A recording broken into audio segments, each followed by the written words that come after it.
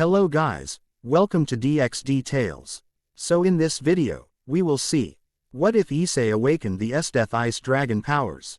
If you enjoy these kinds of stories, don't forget to show us some love by hitting the like button and subscribing to the channel. Your support means the world to us. Now, let's start the story. Chapter 1. Frozen Awakening. The world had turned to crystal. Kuo town lay suspended in perfect silence, each building, tree, and street lamp encased in a glittering prison of ice. Morning's sunlight fractured through translucent surfaces, casting prismatic patterns across the frozen landscape. Not a single breath of wind disturbed the stillness.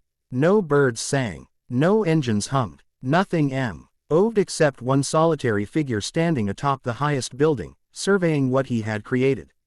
Issei Hyodo extended his hand, watching frost patterns spiral outward from his fingertips into empty air. The cold no longer bit at his skin, it embraced him, an extension of his will rather than an external force. Behind him, the sky darkened as clouds gathered, responding to emotions he couldn't fully control. "Is this what you wanted?" he whispered, his words crystallizing in the frigid air. The voice that answered came from within, ancient and amused. "It's what you needed. The question remains, what will you do with it?" Issei closed his eyes, remembering how it had all begun 3 months earlier, before the ice, before the dragon, before his life had shattered and reformed into something unrecognizable. Before the world froze over. "Hyodo, wake up before I dump this water on your head." Issei jolted awake, nearly falling from his desk. Mathematics equations blurred on the blackboard as he blinked sleep from his eyes. Becoming aware of his surroundings with painful slowness. His classmates' poorly concealed laughter burned his ears. Sorry, sensei," he muttered, straightening his uniform. "Won't happen again." "That's what you said yesterday," the teacher replied, narrowing her eyes. "And the day before. One more incident and you'll be staying after school for a week." Slumping in his seat, Issei tried to focus on the remainder of the lesson, but his mind kept drifting. 3 consecutive nights of restless sleep had left him constantly exhausted. The same dream kept recurring, standing alone in a field of ice while something massive and serpentine circled beneath the frozen surface. Every night, the ice cracked a little more.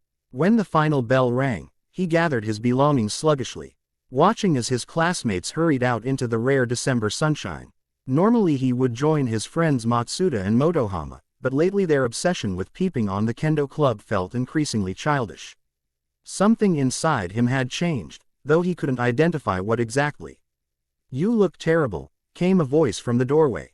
Issei looked up to see Aika Kiryu leaning against the frame, arms crossed over her chest.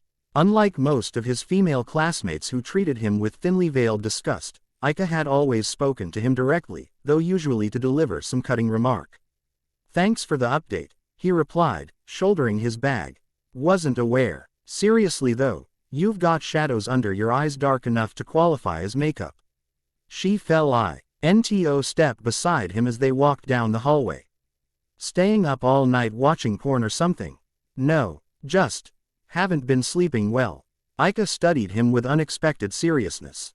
"Nightmares?" The question caught him off guard. "How do you know?" "My little brother went through a phase." Same hollow-eyed zombie look. She shrugged. "Nothing worked except my grandmother's tea. Traditional recipe. Supposedly keeps bad spirits away." "I don't think. Just try it, idiot." She pressed a small paper envelope into his hand. "Steep it for exactly 7 minutes. No more, no less." Before he could thank her, she had already turned down another corridor, leaving him holding the packet and wondering why she'd bothered. Their interactions usually consisted of her mocking his perceived perversion, not offering remedies for insomnia. Outside, winter had transformed Kuo town into a monochrome photograph. Early December had brought unusually cold temperatures, freezing the decorative fount in the town center and turning breath visible in crystalline puffs. Issei pulled his scarf tighter around his neck, the cold seeming to penetrate deeper than it should through his winter coat.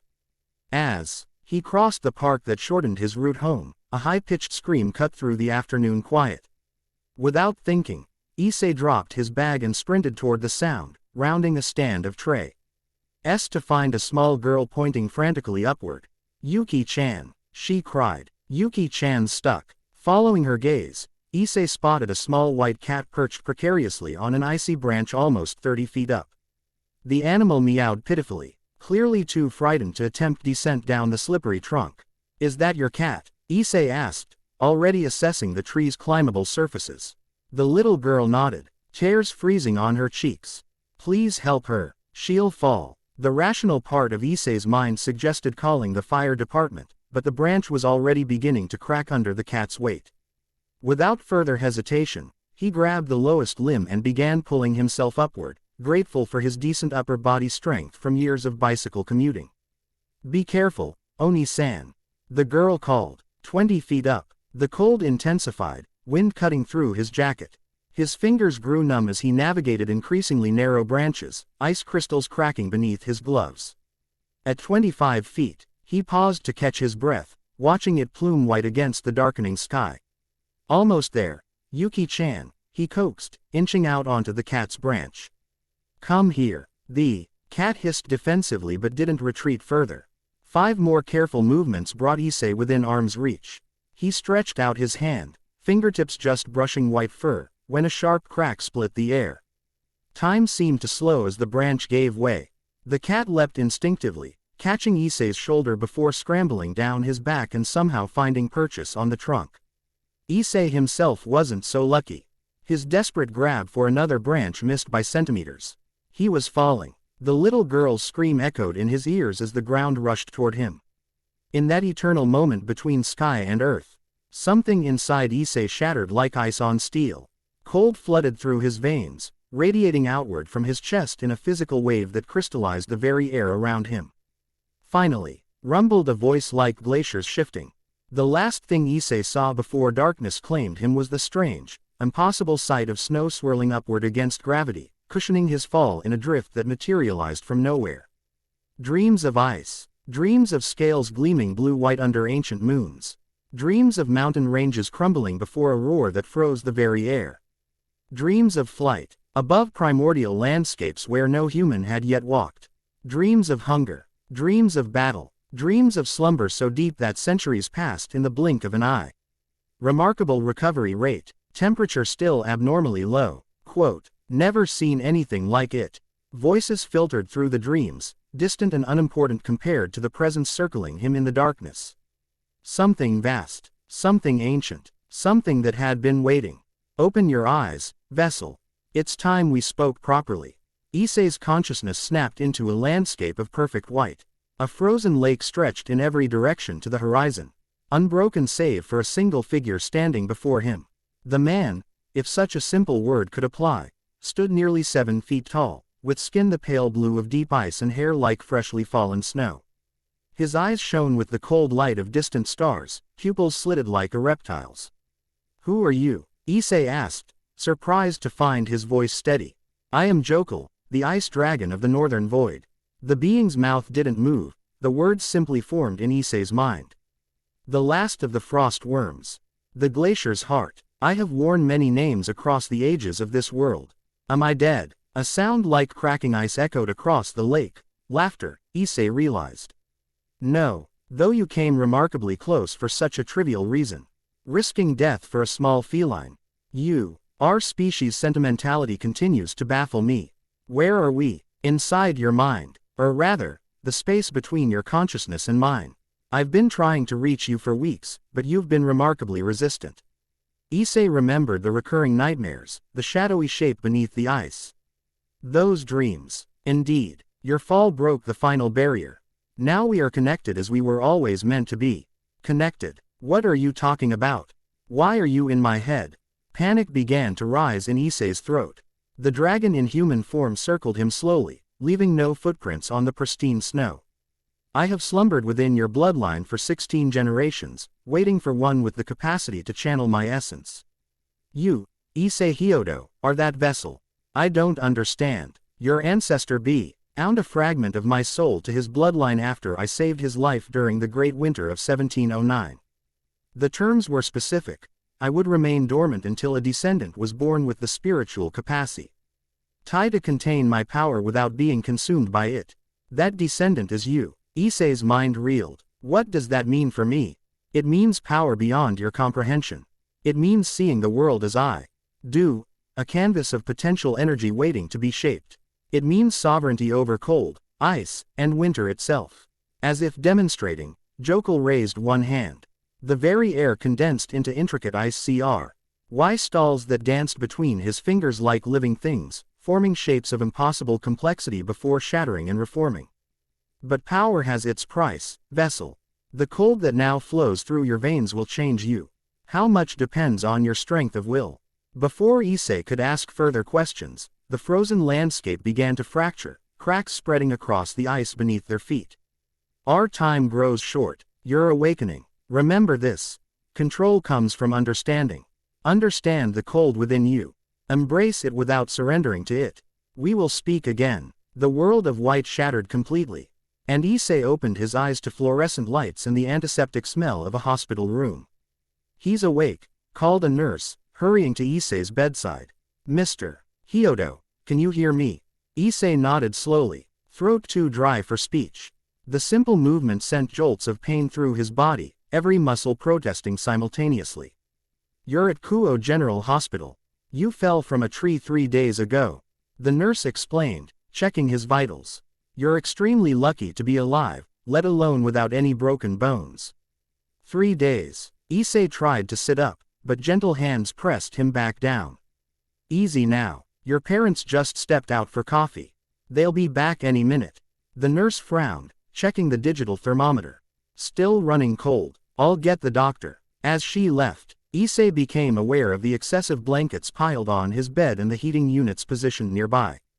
Despite these measures, he felt perfectly comfortable, neither warm nor cold, as if tempera. Chure no longer affected him the same way.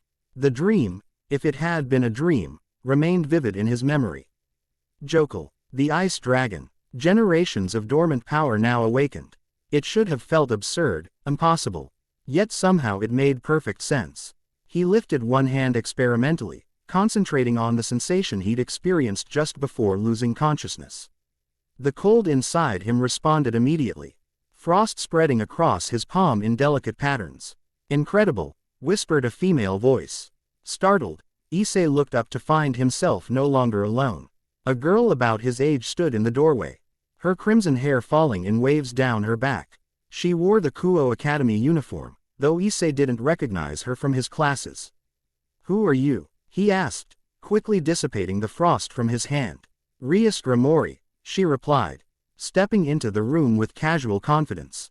3rd-year student, and you're Issei Hyodo, the boy who survived a 30-foot fall with nothing but bruises and mild hypothermia. Something about her intense gaze made Issei uncomfortable, as if she were cataloging every detail about him for future reference. The doctors said I was lucky, he offered cautiously. Lucky, she smiled, though it didn't reach her eyes.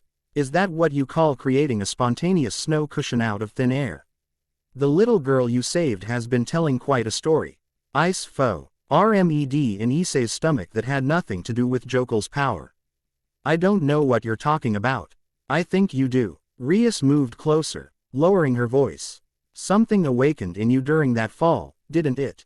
Something cold and ancient. Issei stared at her, mind racing. How could she possibly know? Who are you really? Before she could answer, the door opened again as Issei's parents returned, coffee cups in hand. Their expressions transformed from exhaustion to joy at seeing him awake. Issei. His mother rushed to his bedside, tears in her eyes. Thank goodness. We've been so worried, his father added, placing a hand on Issei's shoulder.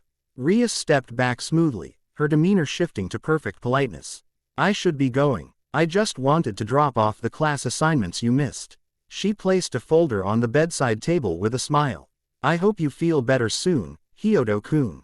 As she turned to leave, she caught his eye one last time, and Issei could have sworn he saw a flicker of something inhuman in her gaze.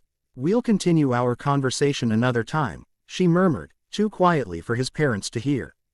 The door closed behind her, leaving Issei with more questions than answers and a growing certainty that his life had changed irrevocably. 2 days later, Issei returned home against medical advice. The doctors had been baffled by his continued L. Al body temperature despite showing no signs of hypothermia, and had wanted to run additional tests. His parents, however, had been eager to have him home, especially after he'd demonstrated normal energy levels and appetite. What the doctors couldn't understand was that Issei's body wasn't fighting the cold, it was generating it. The dragon's power had fundamentally altered his physiology in ways modern medicine couldn't detect or explain. They will never understand what you've become, Jokul commented as Issei unpacked the few personal items from his hospital stay. The dragon's voice had Biko.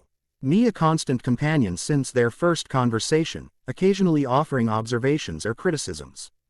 And what exactly have I become? Issei muttered, keeping his voice low to avoid alerting his hovering parents downstairs. A hybrid, neither fully human nor fully dragon. The first of your kind.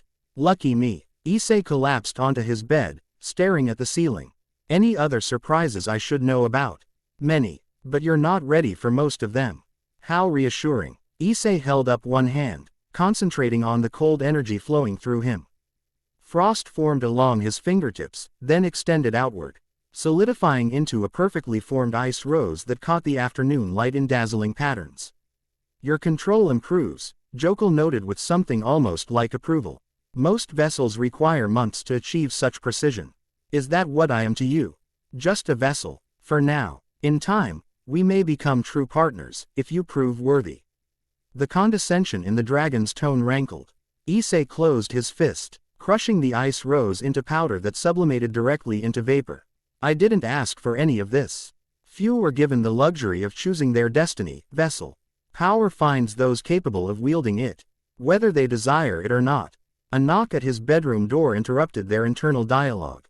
Issei, there's someone here to see you, his mother called. Puzzled, Matsuda and Motohama wouldn't visit without texting first. Issei made his way downstairs to find an unexpected visitor sitting primly in their living room. Aika Kiryu pushed her glasses higher on her nose as he entered. You look better than expected for someone who fell out of a tree. Kiryu, what are you doing here? Bringing your assignments, obviously. She gestured to a stack of papers on the coffee table. Also making sure you didn't die from ignoring my tea advice. His mother beamed. Isn't that thoughtful? I'll leave you two to chat. As soon as they were alone, Aika's casual demeanor vanished. She leaned forward, eyes intense behind her glasses. So, the tea didn't work. Issei blinked at the non sequitur. What? My grandmother's tea. For the nightmares. She studied him critically. But something's different now. You're not having them anymore, are you? How could you possibly know that? She ignored the question, reaching into her bag to withdraw a small leather-bound book. Did it speak to you? The thing from your dreams. Ice formed in Issei's veins that had nothing to do with Jokul's power. What are you talking about? Don't play dumb, Hyodo. I know what happened in that park. She opened the book, revealing pages covered in arcane symbols and illustrations of dragons. The temperature dropped 20 degrees in a 10-meter radius right as you fell. Witnesses reported snow forming upward from the ground. Classic signs of a class of cryokinetic manifestation. She knows too much, Jokul growled. End this conversation now. For once, Issei agreed with the dragon. I think you should leave. Not until you confirm what's awakened inside you. Aika's expression remained deadly serious. This isn't a game, Hyodo. If you're hosting what I think you are, half the supernatural world will be hunting you within weeks. Supernatural world, Issei repeated incredulously. Are you listening to yourself? Aika sighed in frustration. Fine, proof it is. She removed her glasses, and Issei gasped as her eyes transformed, pupils elongating into slits surrounded by amber irises that seemed to glow with inner light. Happy now, a yokai, Jokul identified. Specifically, a nekomata, relatively harmless, but potentially useful. What are you? Issei managed. Someone trying to help you before you freeze half the town in your sleep. She replaced her glasses, eyes returning to normal. My family has tracked supernatural manifestations for generations. We knew something powerful was stirring in Kuo, but couldn't pinpoint it until your little tree incident. Issei sank into a chair, mind reeling. This is insane. Welcome to reality, Hyodo. The world is a lot bigger and weirder than most humans ever realize. She tapped the book. Now, what awakened in you? A frost spirit, an ice elemental. Tell her, Jokul surprised him by suggesting. This Nekomata may possess valuable information. After a moment's hesitation, Issei met Aika's gaze. An ice dragon. He calls himself Jokul. The book slipped from Aika's fingers, thudding heavily onto the carpet. Her face drained of color. Impossible. The frost worms were wiped out during the Great Purge. Not all of us, Jokul rumbled. His voice suddenly loud enough that Issei winced. To his shock, Aika reacted as well, head jerking up as if she'd heard. He's speaking through you, she whispered. I can feel the echo. You can hear him. Not exactly, but I can sense the power resonance. She retrieved the book with trembling hands, flipping rapidly through the pages. This changes everything. You need protection, training, containment. I don't need containment, Issei snapped, surprising himself with the vehemence in his voice. The temperature in the room plummeted instantly, frost forming on the windows. Aika's eyes widened. Control your emotions, Hyodo. Thermal fluctuations are the first sign of degrading boundaries between host and inhabitant. With effort, Issei reined in the cold spreading from his body. Sorry, I'm still adjusting. Clearly, she closed the book, decision made. You need to come with me. My grandmother has experience with possession cases. This is not possession, Jokul growled indignantly. This is sacred communion, and we will not be studied like some specimen. It's not possession, Issei echoed. And I'm not going anywhere. I need to understand what's happening to me, not be treated like some kind of supernatural science experiment. Aika opened her mouth to argue further when a new voice cut through the tension. I believe I might be of more assistance in that regard. Both teenagers turned to find Rias Grimori standing in the doorway, a pleasant smile on her face that didn't match the calculating look in her eyes. Behind her stood a black-haired girl with a neutral expression and perfect posture. How did you get in here? Issei demanded. Your mother let us in. She's currently taking a short nap on the couch. Rias's smile widened fractionally. Don't worry, she'll wake up remembering a pleasant conversation about your recovery. Aika hissed, literally hissed, her pupils narrowing behind her glasses. Devils. I might have known you'd show up. Devils, Issei repeated faintly. Rias Grimori of the Grimori clan, at your service. Rias offered a small, elegant bow. And this is Akano Himahima, my queen. We've come with AP. Proposition for the newest and most interesting resident of our territory. Be wary, Jokul warned. Devils collect power like dragons collect treasure, and they're far less honest about their methods. Whatever you're selling, he's not interested, Aika said, stepping protectively in front of Issei. Shouldn't that be his decision? Rias countered smoothly. After all, we're offering training, protection, and information. What are you offering besides vague warnings and a grandmother's book of bedtime stories? The temperature in the room dropped again as Issei's irritation spiked. Stop talking about me like I'm not here. Frost spread across the floor from where he stood, crackling as it expanded.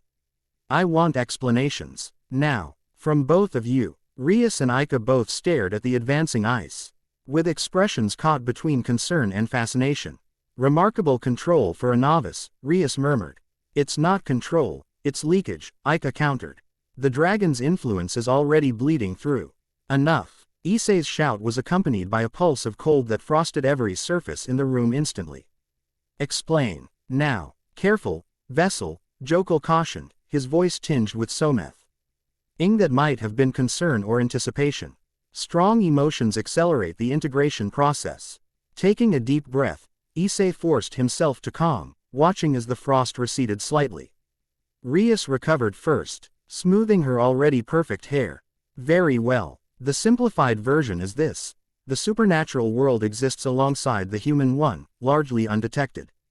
Devils, angels, fallen angels, yokai. Gods from various pantheons. All real, all operating within their own societies and rules. I'm part of the yokai community, Aika added. Specifically, Nekomata, cat spirits. My family serves as informants and record keepers. And I am heir to the Grimori clan, one of the ruling families of the underworld, Rias continued. This town falls under my protection and jurisdiction, which she's doing a terrible job of maintaining. Aika muttered. Rias ignored the jab. 3 days ago, we detected an enormous power spike centered on Kuo Park. The energy signature was unlike anything in our records, not devil, angel, or any known yokai type. When I investigated personally, I found you in the hospital with a body temperature 10 degrees below normal yet showing no signs of hypothermia. That's when she started asking questions about you at school, Ika interjected. Which tipped off my family that something big was happening. Issei processed this information slowly. And both of you want, what, exactly? To offer you a place in my peerage, Rias said promptly. As a devil under my protection, you would receive training, status, and purpose. To keep you from being exploited by devils, Ika countered. My grandmother can teach you to control your abilities without sacrificing your humanity. Both seek to use you for their own purposes, Jokul observed. The devil wants your power. The Nekomata wants information about me. Before Issei could respond to any of them, a new presence made itself known, a crushing cold that dwarfed even Jokul's influence. The windows frosted over completely, and the water in a nearby glass froze solid, cracking the container. I believe I have prior claim to this one, came a soft, melodic voice from outside. All 4 occupants of the room turned toward the now opaque window as it shattered inward, ice shards suspended in midair rather than falling. Through the opening stepped a woman of unearthly beauty, with skin pale as moonlight. GHT and hair the blue-white of glacier ice. She wore a traditional kimono of white silk embroidered with snowflake patterns that seemed to move of their own accord. Yuki Onna, Ika breathed, genuine fear in her voice. Mizore Yukihana, the woman corrected, her breath visible despite the room's already frigid temperature. Last daughter of the Northern Glacial Court and rightful heir to the powers this human has somehow stolen. Fascinating, Jokul commented. I haven't encountered one of her kind in centuries. Rias stepped forward, power flaring around her in crimson waves that did nothing to melt the encroaching ice. This is devil territory, Yuki Onna. You have no authority here. I go where the stolen frost leads, Mizore replied, her eyes, solid blue without pupil or iris, fixed on Issei. And it has led me to this thief. I haven't stolen anything, Issei protested, finding his voice at last. Then explain, Mizore gestured around the frozen room, this. The power of winter is the birthright of my people, earned through centuries of sacrifice. No human may wield it without our consent. Let me speak through you, Jokul requested suddenly.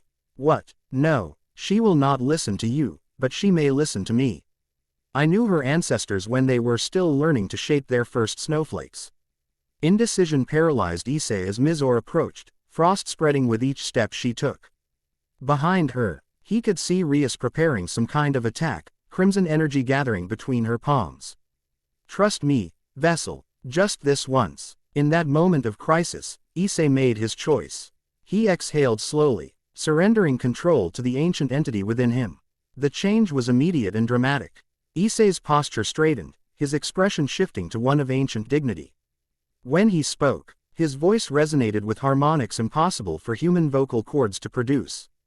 Peace, child of winter, Jokul said through Issei's mouth. I am Jokul, last of the frost worms, Glacier's heart, and first teacher of your ancestors. This vessel has not stolen what was freely given to his bloodline 16 generations past. Mizore froze mid-step, eyes widening.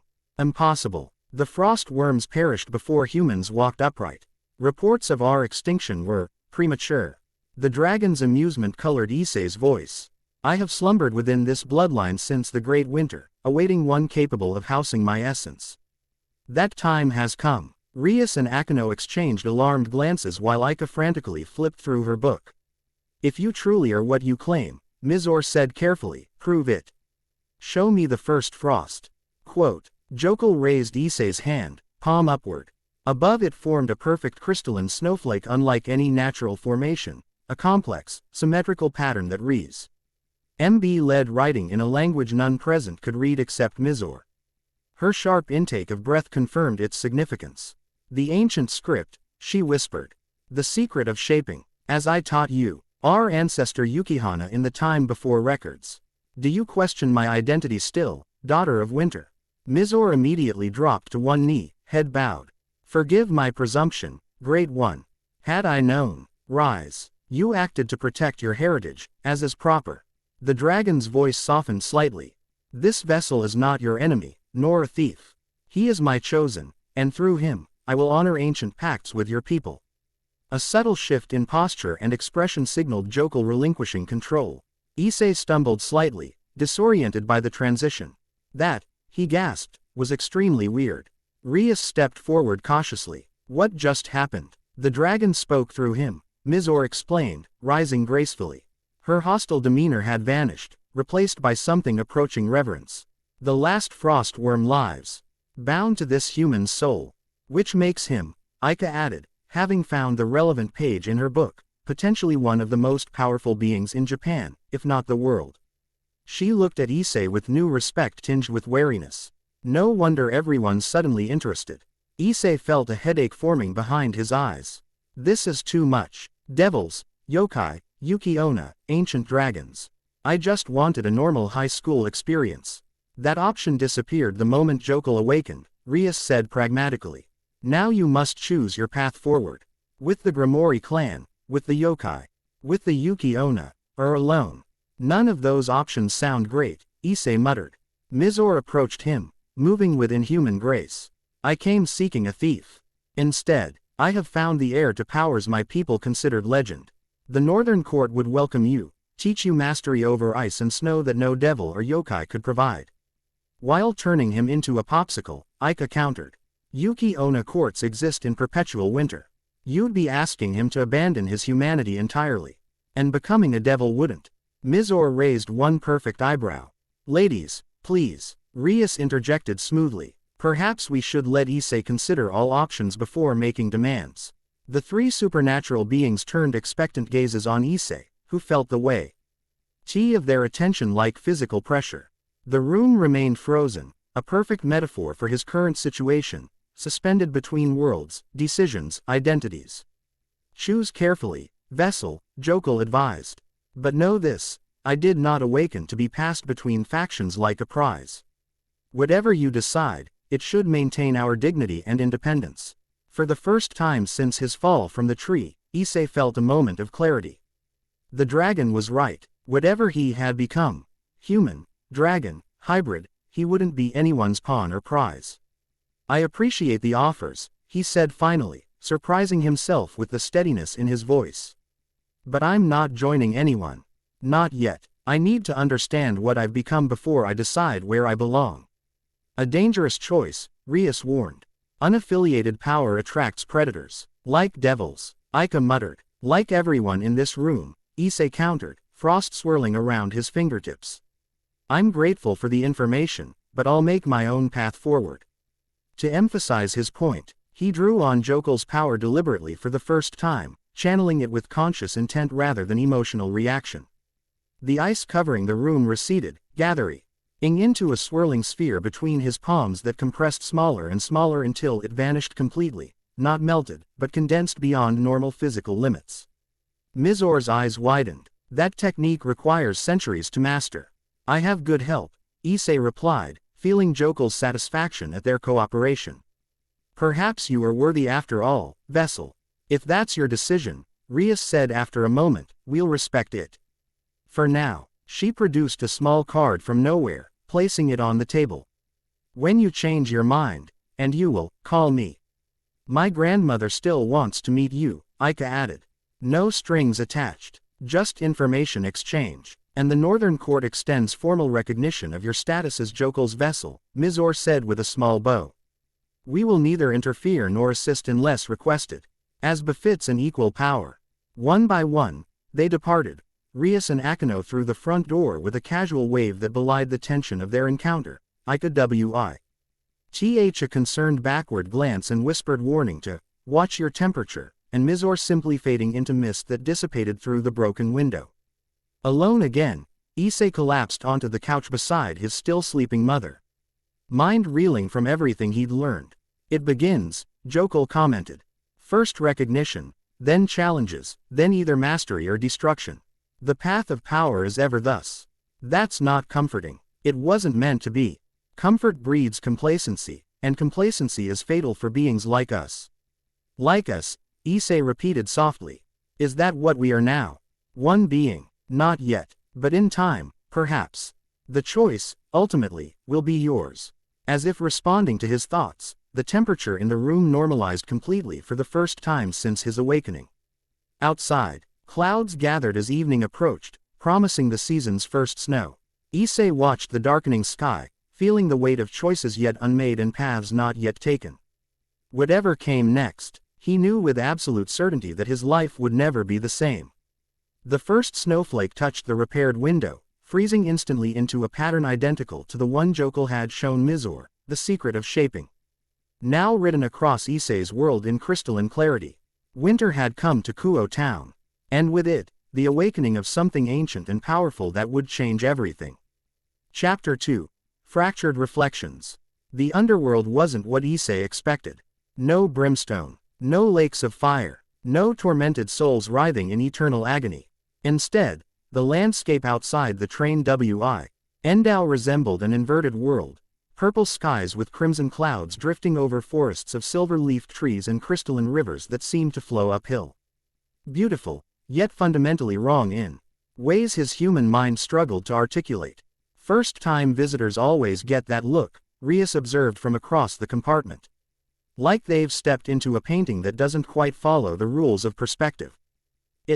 Issei searched for an appropriate word. Unsettling. You'll adjust. The underworld obeys different physical laws than Earth, but they're consistent in their own way. She speaks truth, Jokel commented.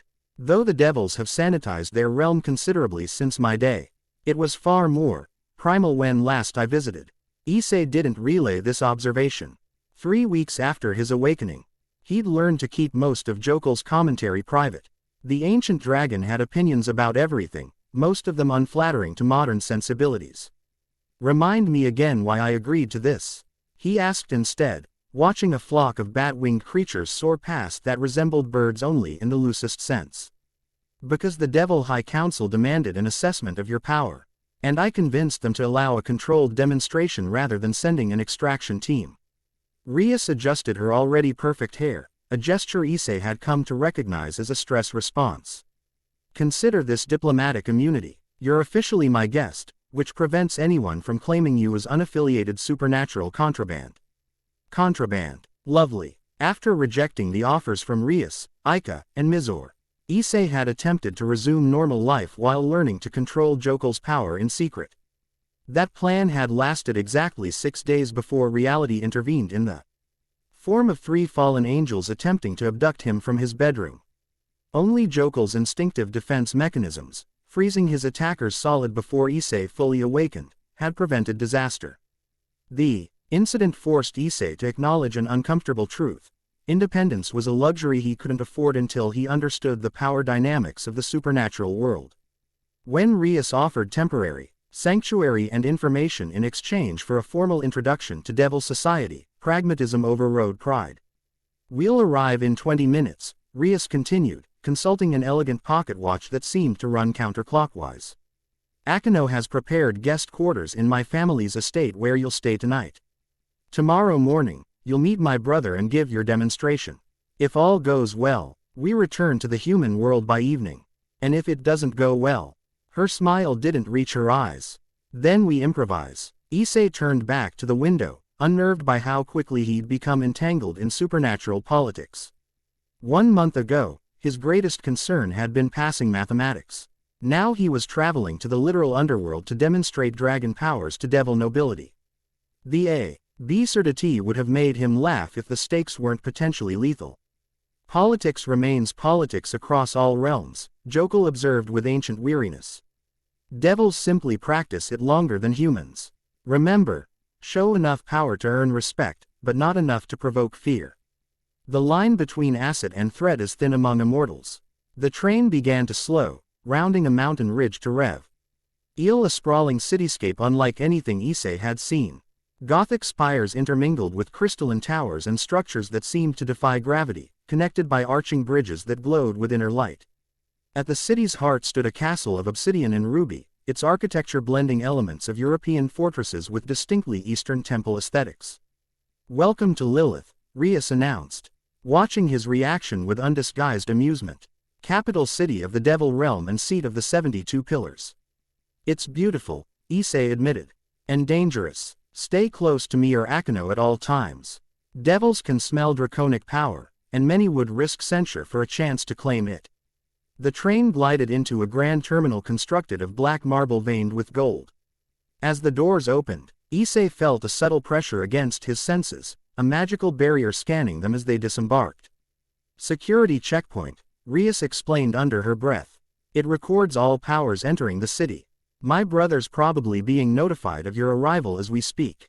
A welcoming committee awaited them on the platform, 4 individuals whose supernatural nature was immediately apparent despite their humanoid appearances. Leading them was a strikingly beautiful woman with silver hair and eyes the color of aged whiskey. She wore a tailored business suit that somehow managed to look both professional and alluring. Lady Grimori, she greeted Rias with a formal bow. Welcome home. Thank you, Graphia. Rias inclined her head with equal formality. May I present Issei Hyodo, my guest from the human realm. Graphia's penetrating gaze assessed Issei with clinical precision. The vessel. Yes, His Excellency has been most interested in your arrival. She is stronger than she appears, Jokul warned. Perhaps the strongest devil we've encountered yet. The silver-haired woman's eyes narrowed fractionally, as if sensing the dragon's evaluation. Follow me. We've prepared transportation to the estate. Their conveyance proved to be a luxurious carriage drawn by creatures resembling horses only in their general shape. 6 legs and scaled hides marked them as something entirely different, though they moved with elegant precision through Lilith's crowded streets. Don't stare too obviously, Rias advised as Issei watched devil citizens going about their business. Some appeared completely human, while others displayed features ranging from subtle, pointed ears, unusual eye colors, to extreme, extra limbs, wings, or inhuman skin textures. They're so varied, he murmured. Re-blooded devils maintain humanoid forms by tradition, but many embrace partial transformations to display their house attributes or personal power. She nodded toward a blue-skinned man with gill-like structures along his neck. House Vapula specializes in water magic, so adaptations for aquatic environments are common among their members. The carriage turned onto a broad avenue lined with mansions, each displaying unique architectural styles that somehow blended into a coherent whole. Guards in distinctive livery stood at ornate gates, their watchful eyes following the Grimori carriage as it passed. The noble district, Graphia informed them, breaking her silence. Each mansion houses one of the remaining 72 pillars and their retainers. Remaining? Issei asked, curiosity overcoming caution. Many houses were lost during the Great War, Rias explained. Of the original 72 noble lineages, only 34 survive with pure bloodlines. The carriage eventually PPED before massive gates emblazoned with a stylized crimson rose, the Grimori crest, Issei realized. The gates opened soundlessly as they approached, revealing expansive grounds featuring gardens of a lean vegetation that shifted colors as they watched. The plants respond to magical energy, Rias explained, noticing his fascination.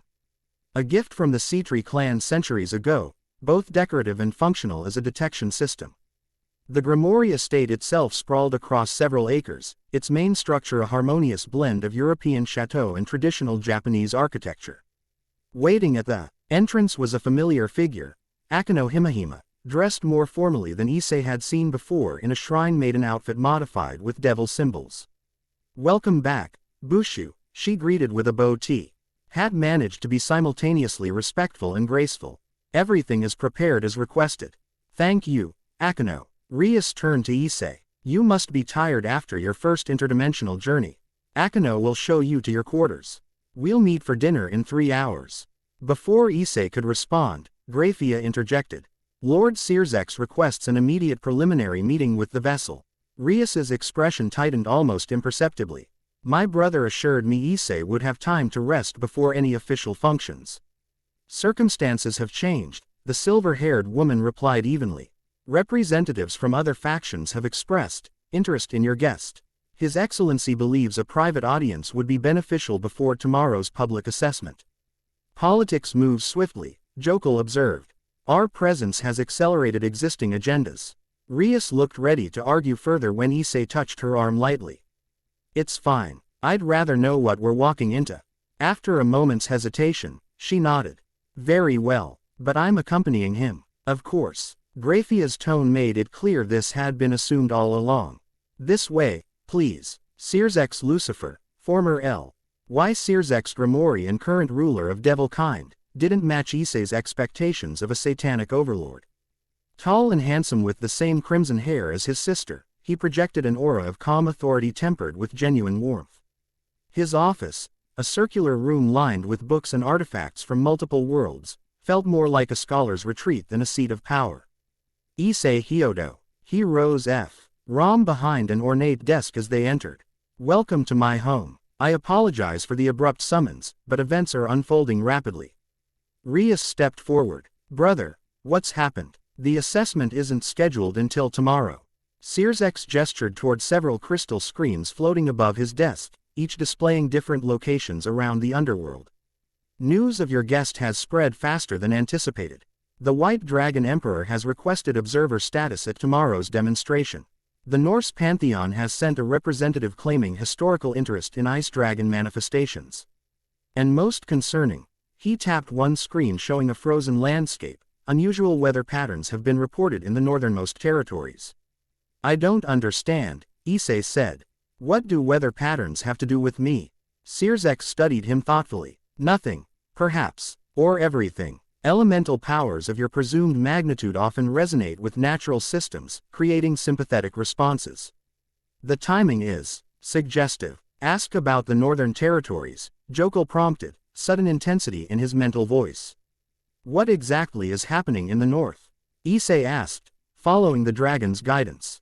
Rapid ice formation in areas previously temperate. Unusual crystal structures appearing spontaneously. Sears enlarged the image, showing formations that resembled massive, geometrically perfect ice crystals erupting from the ground. Our experts have never seen anything like it. The permafrost lattice, Jokul whispered, his mental voice tinged with something Issei hadn't heard before, concern. Someone is attempting to recreate the old winter. The old winter, Issei repeated aloud without thinking. Sears eyes sharpened. You recognize these formations? Not me. Jokul does. Issei hesitated, unsure how much to reveal. He calls it the permafrost lattice. Apparently it's connected to something called the old winter. Fascinating. The devil leader leaned forward. Can you communicate directly with the entity within you? Few dragon hosts achieve such clear channels so quickly. It's complicated. More like having a very opinionated roommate than a direct communication line. Sometimes he's clear, sometimes cryptic. Would he be willing to share more about these formations? Issei directed the question inward. Well, limited information only, the dragon cautioned. The permafrost lattice is dangerous knowledge in the wrong hands. He's being selective, Issei reported. But he says these formations shouldn't be possible anymore. They're fragments of an ancient ritual requiring specific atmospheric conditions and material components thought lost millennia ago. Sears nodded thoughtfully. Then someone has rediscovered those components. The question is, who and why? He tapped another crystal, changing the display. This brings me to the purpose of our meeting. Tomorrow's demonstration has become more than a formality. Multiple sessions are now invested in your abilities, which complicates my sister's protection arrangement. Ria straightened, her posture suddenly defensive. Our agreement stands, Sears. Issei remains our Grimoire protection regardless of other interests. Peace, sister. He raised a placating hand. I'm not suggesting otherwise, but we must consider broader implications. If the ice dragon truly recognizes these formations, he may be the key to understanding the northern anomalies. That makes Issei valuable to more than just devils. I'm not interested in becoming anyone's research subject, Issei interjected, surprising himself with his boldness. Or weapon. Rather than taking offense, Sears smiled. Good. Self-determination is essential for power like yours. But consider this, ignorance serves neither you nor those who would protect you. Knowledge of your capabilities and limitations would benefit everyone, yourself included. He manipulates skillfully, Jokul observed. Yet his concern about the lattice appears genuine. Before Issei could respond, a subtle tremor ran through the room. The temperature dropped suddenly, frost forming along the edges of Sears desk. Issei felt Jokul's consciousness surge forward, not taking control but pressing against the boundaries of their shared existence. She comes, the dragon hissed. What? Issei began, but was interrupted by Graphia entering without announcement. Her normally composed features tight with urgency. My lord, we have an unauthorized breach in the South Garden. Class S entity, draconic signature. Sirzex was already moving, power flaring around him like crimson lightning. Containment protocol Omega. Alert the household guard but keep them at perimeter positions. Rias grabbed Issei's arm. We need to get you to a secure location. No, Sirzex countermanded. Bring him with us. If it's who I suspect, he's the only one who might prevent catastrophic property damage. Confused but compliant, Issei followed. As they hurried through the estate's corridors and out onto a terrace overlooking the gardens. The scene below froze him mid-step. The kaleidoscopic plants had transformed entirely to shades of blue, responding to overwhelming magical pressure emanating from the figure at the garden's center. There stood a woman of impossible beauty, tall and statuesque with midnight blue hair cascading past her waist. Her eyes gleamed sapphire, vertical pupils contracted to slits in the afternoon light. Though she appeared human, the aura surrounding her screamed predator to every instinct in Issei's body. Tiamat, Jokul named her. Respect and wariness coloring his mental voice. Chaos Karma Dragon and strongest of the 5 Dragon Kings. Ancient even when I was young. Chaos Karma Dragon, Sirzex confirmed. His power gathering but not yet released. What brings you to my home uninvited, Lady Tiamat?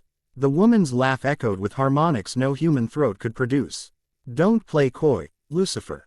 Yo, you parade a dragon host through the underworld and expect the Dragon Kings to ignore it. Her gaze fixed on Issei with predatory focus. Especially one carrying such unusual energy. The host is under Grimoire protection, Rias stated. Stepping partially in front of Issei. Tiamat's smile revealed teeth too sharp for her human disguise. How adorable. The little devil thinks she can stand between dragons. She inhaled deeply, nostrils flaring. Now then, boy, show me what slumbers within you. I sense something familiar yet strange. Let me speak, Jokul requested. Tiamat respects only strength and age. If you appear weak, she will take you for study, or worse. For the second time since his awakening, Issei surrendered partial control to the ancient dragon. Unlike his exchange with Mizor, this time he remained aware, experiencing the transformation as if watching through frosted glass. His posture straightened, chin lifting with primordial dignity. When he spoke, his voice carried the same resonant harmonics as Tiamat's, though with a crystalline quality that made the air itself vibrate. Chaos Karma Dragon, Jokul greeted through Issei's mouth. Your manners have not improved with millennia. Tiamat went utterly still, her human disguise slipping further as scales shimmered across her cheekbones. That voice. She approached slowly, moving with hypnotic grace. Impossible. The frost worms perished in the scouring. Reports of my extinction were premature. Jokul, she whispered, genuine shock replacing her arrogance. The glacier's heart lives, in limited fashion. Issei's hand gestured to his own body.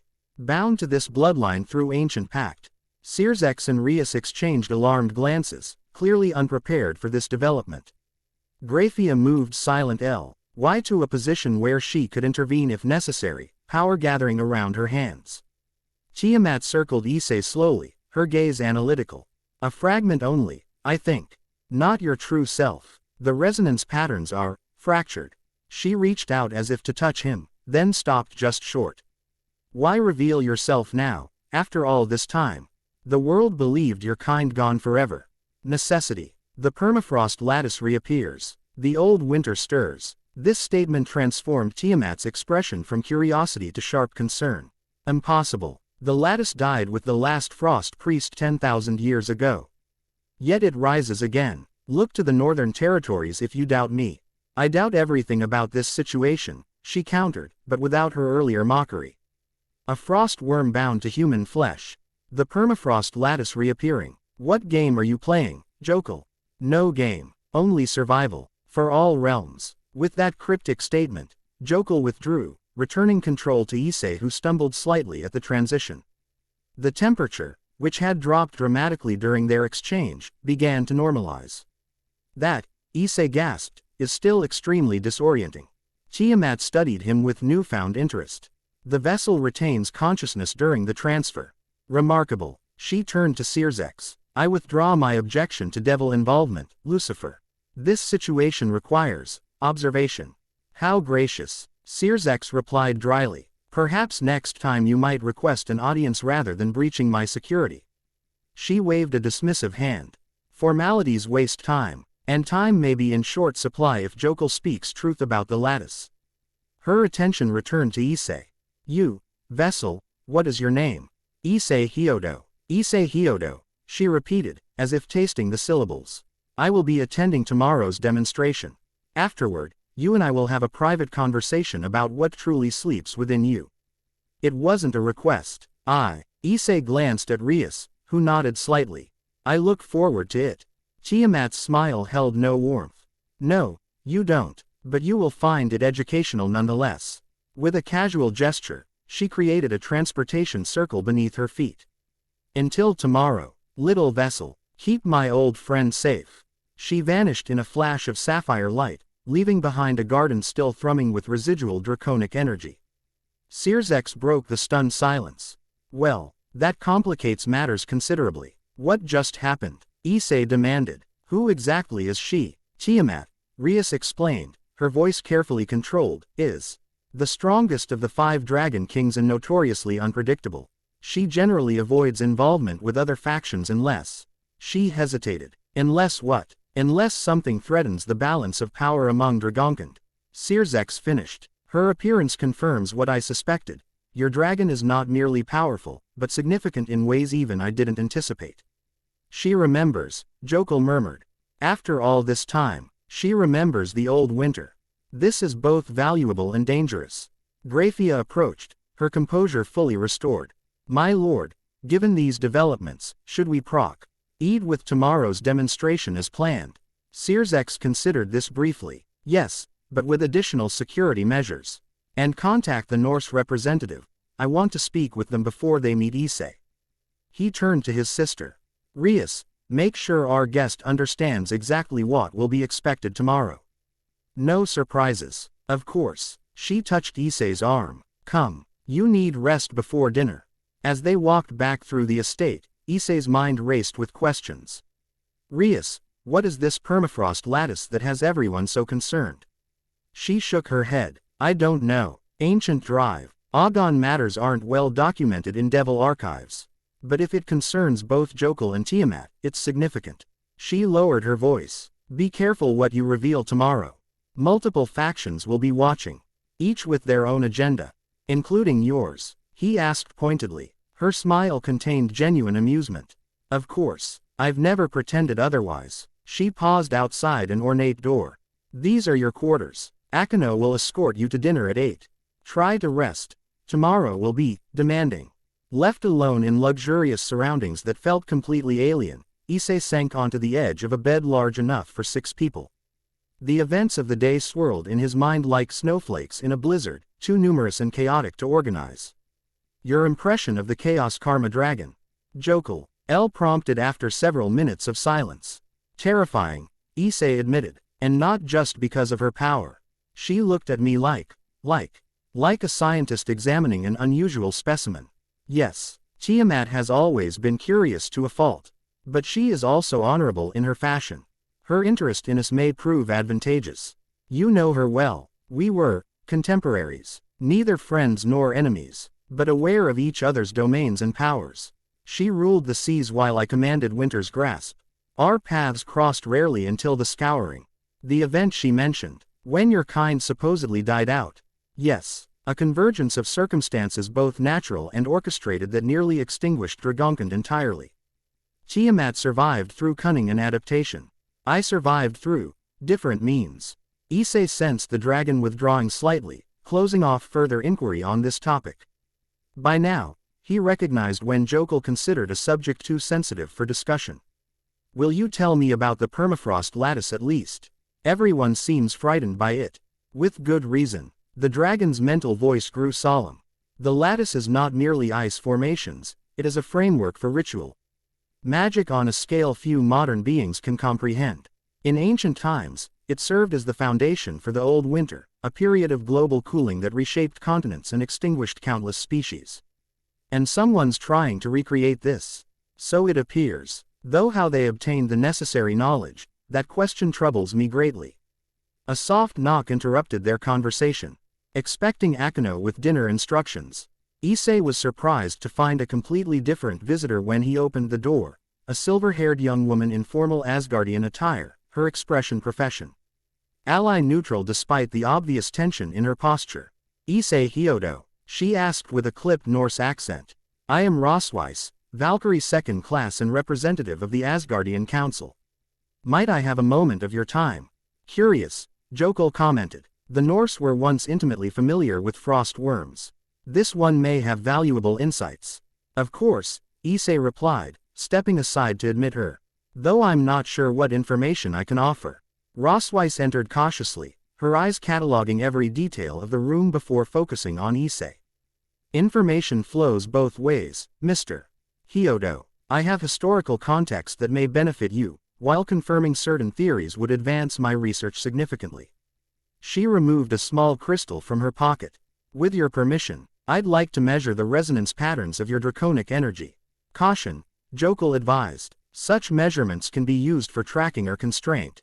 What exactly would this measurement tell you?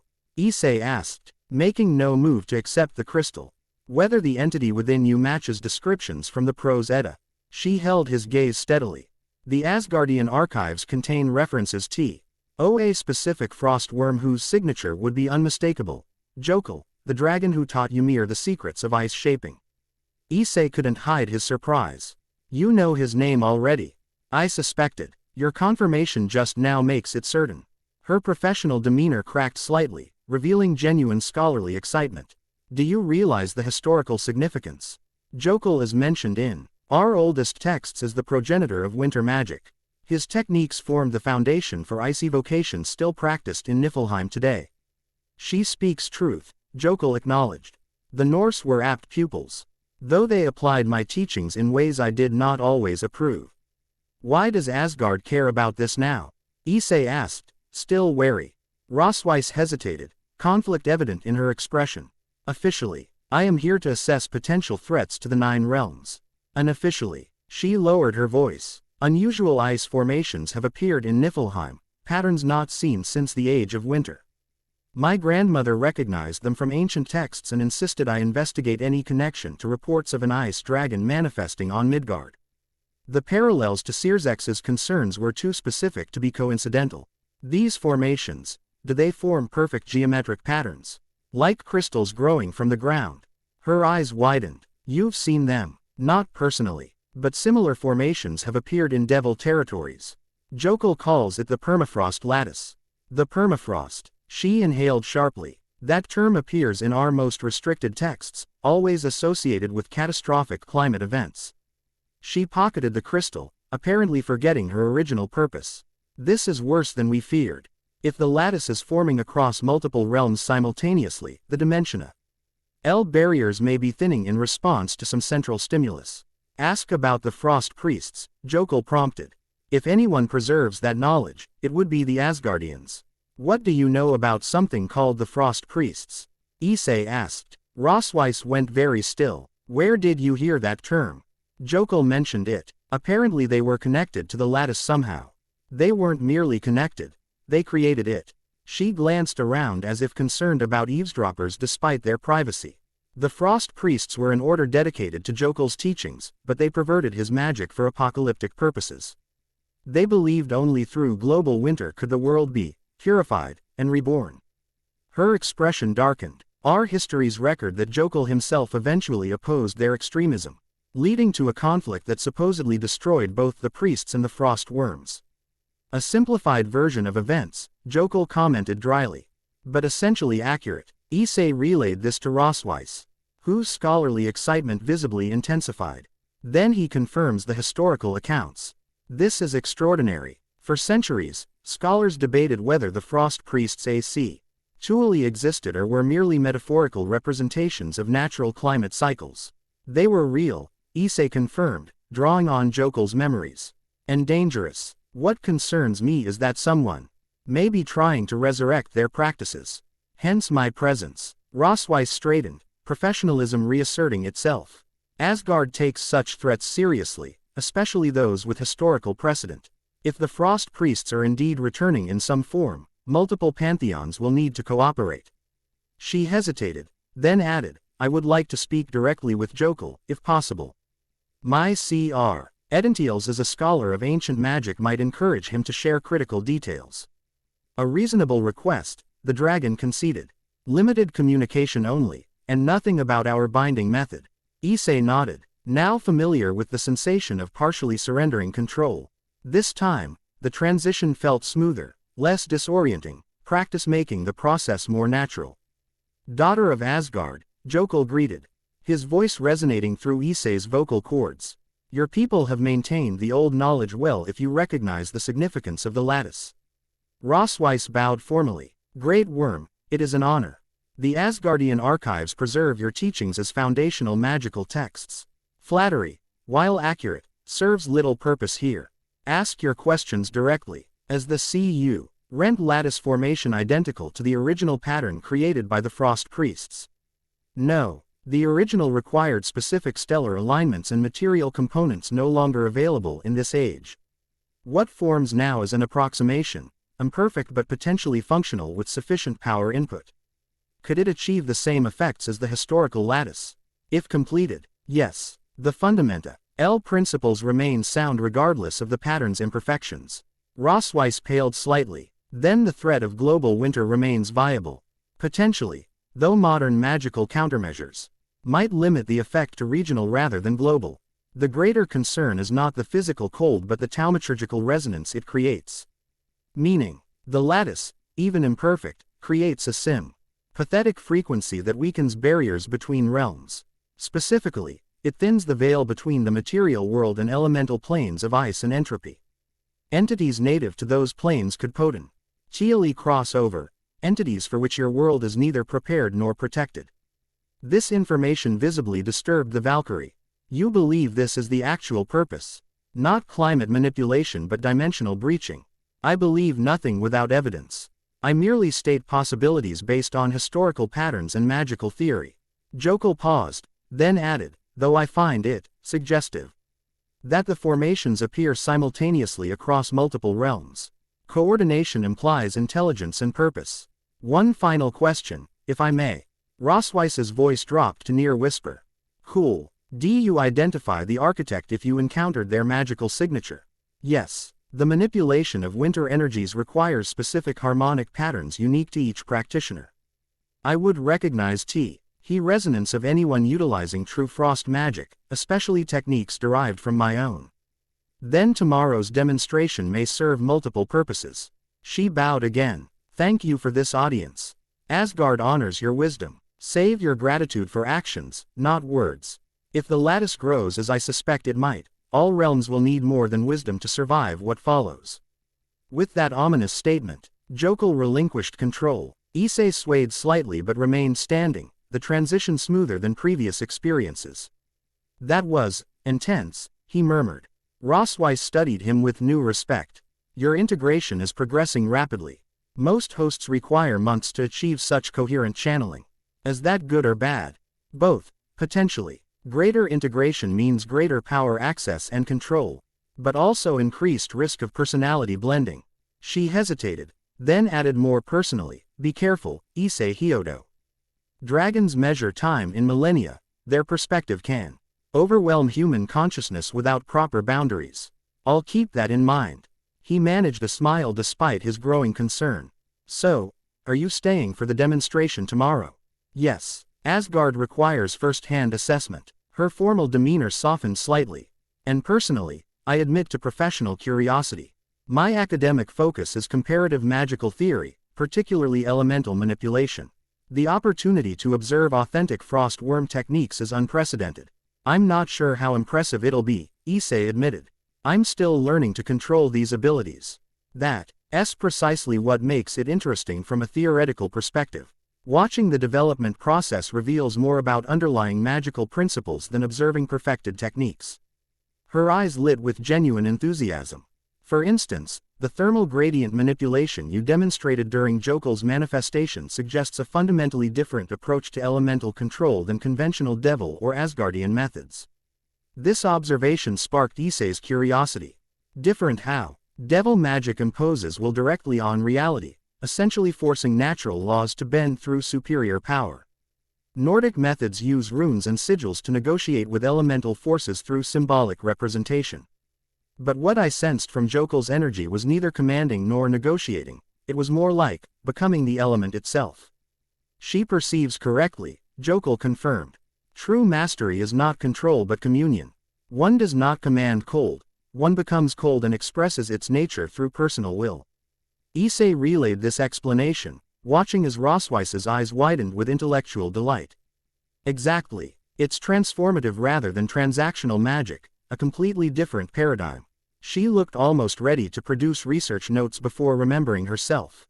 Forgive my enthusiasm. This interaction has significant implications for my dissertation on pre-Ragnarok magical systems. The mention of academic work humanized her, transforming her from formal representative to passionate scholar. Issei found himself responding to her enthusiasm despite the gravity of their earlier discussion. Maybe after tomorrow's demonstration, we could talk more about magical theory. I'm still trying to understand what I can do with these powers, and your perspective seems helpful. Her professional mask slipped further, revealing a genuine smile. I would welcome that opportunity. Educational exchange benefits both our interests. She checked a runic timepiece on her wrist. I should report to Lord Odin before dinner. Until tomorrow, Issei Hyodo. After she departed, Issei found himself smiling despite the ominous implications of their conversation. Something about Rosweiss's intellectual passion resonated with his own desire for understanding. She will make a valuable ally, Jokel observed.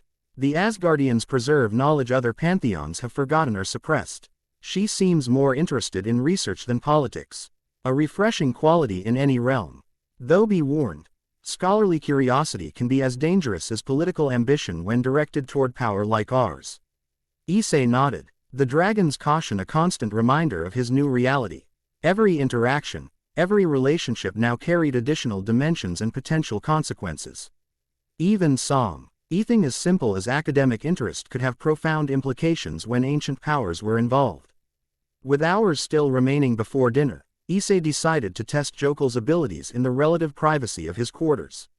Concentrating on the cold energy within, he extended his hand and visualized patterns of frost forming in the air before him. The response was immediate, ice crystals materializing from ambient moisture, arranging themselves into complex geometric shapes that rotated slowly above his palm. With each passing day, the connection between his intention and Jokel's power grew more intuitive, requiring less conscious effort and producing more precise results. Your affinity increases, the dragon noted with approval. Soon such basic manifestations will be as natural as breathing. What about more complex applications? Issei asked, dissolving the ice formation back into vapor. Combat techniques, environmental manipulation, things that might be expected in tomorrow's demonstration. For those, we should prepare more formally. What followed was unlike any training Issei had experienced. Rather than physical instruction, Jokel shared mental impressions, muscle memory for muscles Issei didn't know he had. Conceptual frameworks for manipulating thermal energy at fundamental levels, visualization techniques that altered his perception of physical matter as energy states rather than solid objects. By the time Akeno arrived to escort him to dinner, Issei had filled the room with increasingly complex ice sculptures that dissolved into mist at his gesture. The frigid temperature that should have accompanied such creations remained contained within his sphere of influence, demonstrating the control Jokel emphasized as crucial. Impressive, Akeno commented, eyeing the winter wonderland Issei had created. Though I hope you're saving your best techniques for tomorrow. Several high-class devils have requested observation privileges specifically to assess your combat potential. Combat, Issei frowned. I thought this was just a demonstration of control. In Devil Society, power and combat capability are inseparable concepts. She smiled, though it didn't reach her eyes. Don't worry, you won't be fighting anyone directly. But your ability to defend yourself will be evaluated alongside your control. Great, no pressure. The pressure would exist regardless of the format. She gestured toward the door. Shall we? It's considered impolite to keep Searsex's Lucifer waiting, even for dinner. The dining experience proved both fascinating and exhausting. Seated at an enormous table with various members of the Grimoire household and several visiting dignitaries, Issei navigated complex etiquette while fielding subtle inquiries about his abilities from every direction. Rias remained protectively close, deflecting the most intrusive questions with practiced diplomatic skill. Throughout the meal, Issei became increasingly aware of being watched, not just by the visible attendees, but by others concealed behind magical barriers or surveillance spells. Jokel identified at least 3 different observation techniques, including one particularly sophisticated method originating from outside the room entirely. We perform for multiple audiences, the dragon noted dryly. Some less invited than others. When Issei finally returned to his quarters, mental fatigue from the constant vigilance left him craving sleep despite the importance of tomorrow's events. As he prepared for bed, a subtle shift in the room's energy alerted him to a new presence moments before it materialized. "Impressive awareness," remarked a female voice from the shadows. "Most wouldn't notice my approach until I chose to reveal myself." Issei spun toward the sound, frost gathering instinctively around his fingertips. "Who's there?" A figure detached from the darkness. A young woman with black hair, golden eyes, and the distinctive ears and twin tails of an ekomata. Like Aika's carefully maintained human appearance, this yokai made no effort to hide her nature, her movements possessing feline grace as she approached. "Kuroka," she introduced herself with a predatory smile. "I believed we should meet before tomorrow's circus performance. How did you get past the estate's security?" She laughed, the sound simultaneously musical and dangerous. "Devil barriers are designed to detect hostile intent. Mine was purely educational." She circled him slowly, golden eyes assessing. "So you're the human who's bonded with an ice dragon." "Not what I expected." "Careful," Jokel warned. "This one has death clinging to her aura. A killer, though not indiscriminate."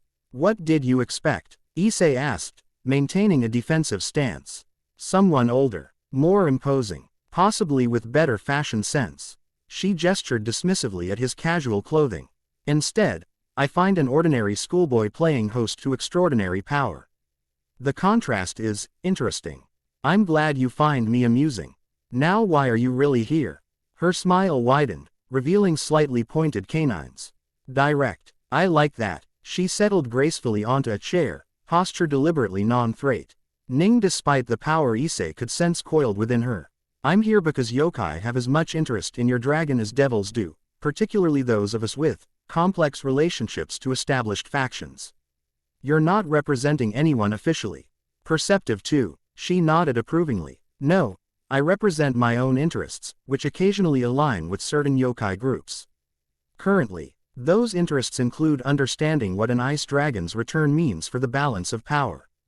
"I'm not interested in power politics," Issei stated firmly. Kuroka's laugh held genuine amusement. "Said every major player before they became entangled in the game.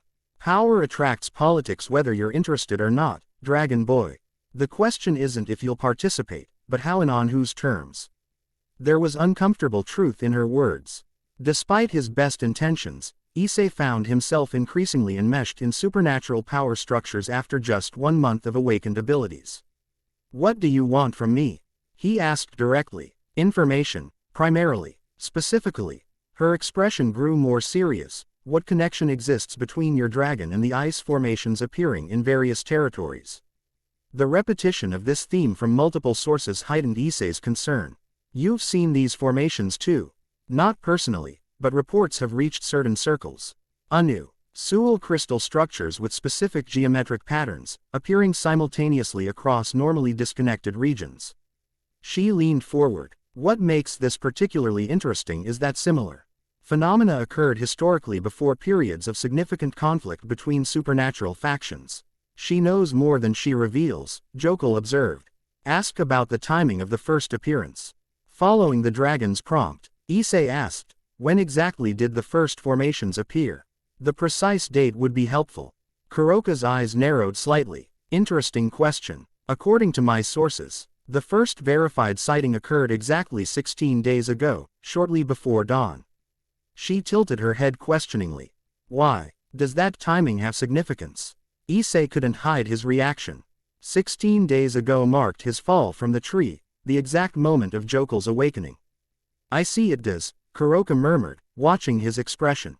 The formations appeared simultaneously with your dragon's manifestation. That suggests causation rather than correlation. I didn't create these formations, Issei protested. Perhaps not consciously. But power often works through channels its wielders don't fully comprehend. She studied him with renewed intensity. The question becomes whether your dragon's awakening triggered the formations, or whether something else activated both simultaneously. The latter, Jokul stated firmly. We are effect, not cause. Someone has been preparing this for centuries. When Issei relayed this, Kuroka's expression shifted from curiosity to genuine concern. If something powerful enough to affect both primordial dragon spirits and cross-realm manifestations is operating, we face a threat beyond normal factional conflicts. That seems to be the consensus, Issei agreed. Though no one can identify who or what is behind it. Perhaps tomorrow's demonstration will provide clarity. She rose fluidly, her momentary seriousness replaced by casual grace. I'll be watching with particular interest. Don't disappoint me, Dragon Boy. You're attending officially. Her smile turned mischievous. Let's just say I have an excellent viewing position arranged, regardless of the guest list. She moved toward the shadows from which she'd emerged. One last thing. Be careful with how much power you display tomorrow. Show enough to establish respect, but reserve your true capabilities. In this game, information is as valuable as raw strength. It was essentially the same advice Jokul had given earlier, though from a very different perspective. Why tell me this? Issei asked. What do you gain from helping me? Kuroka paused, her expression momentarily unguarded. Perhaps I recognize something familiar in your situation, power that's both blessing and curse.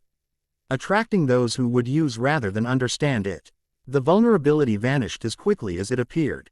Or perhaps I'm simply laying groundwork for future negotiations.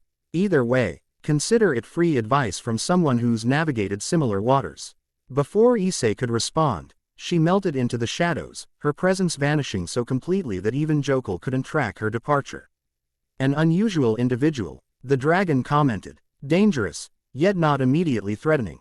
Her insight regarding the timing correlation is troubling, however. Everyone seems focused on these ice formations, Issei observed.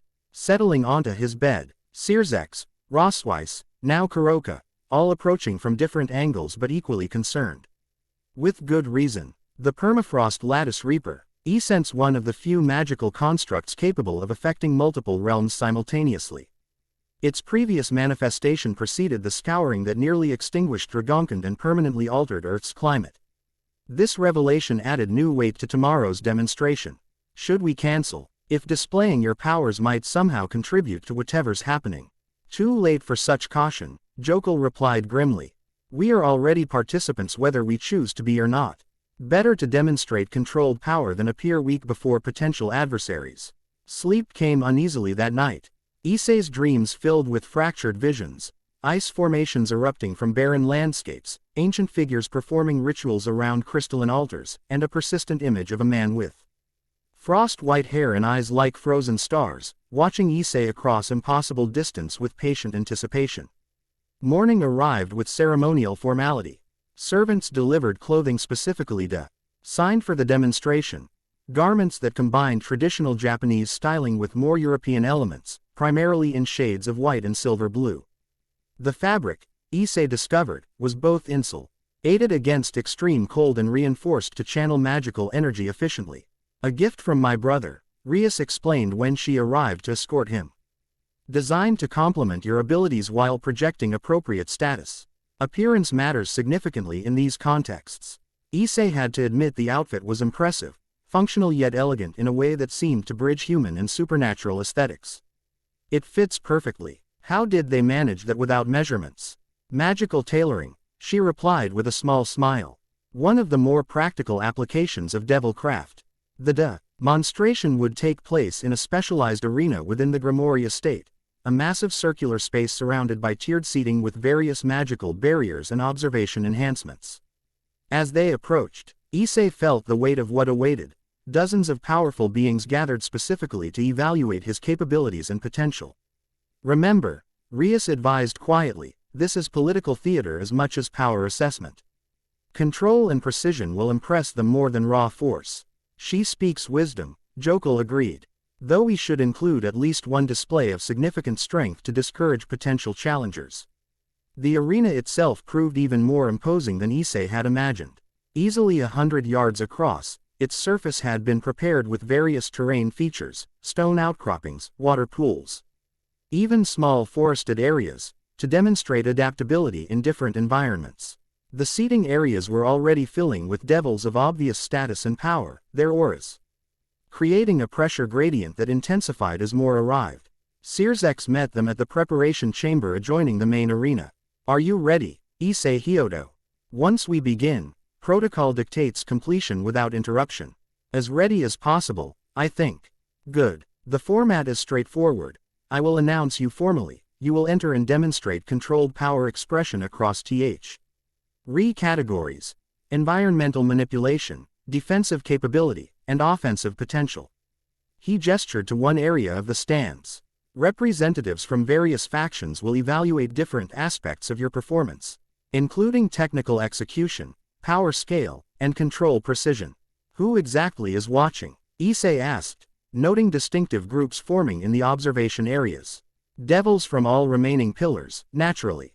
The Norse delegation led by Rosweiss. Several yokai observers including," he frowned slightly, "at least one unofficial representative who believes herself undetected. Lady Tiamat, of course. And most recently, representatives from heaven itself have requested observation privileges. Angels too. Why would they care? Balance of power concerns," Rias explained. "Any significant new supernatural entity potentially affects established treaties and territories." A gong-like sound reverberated through the preparation area, signaling the demonstration's imminent start.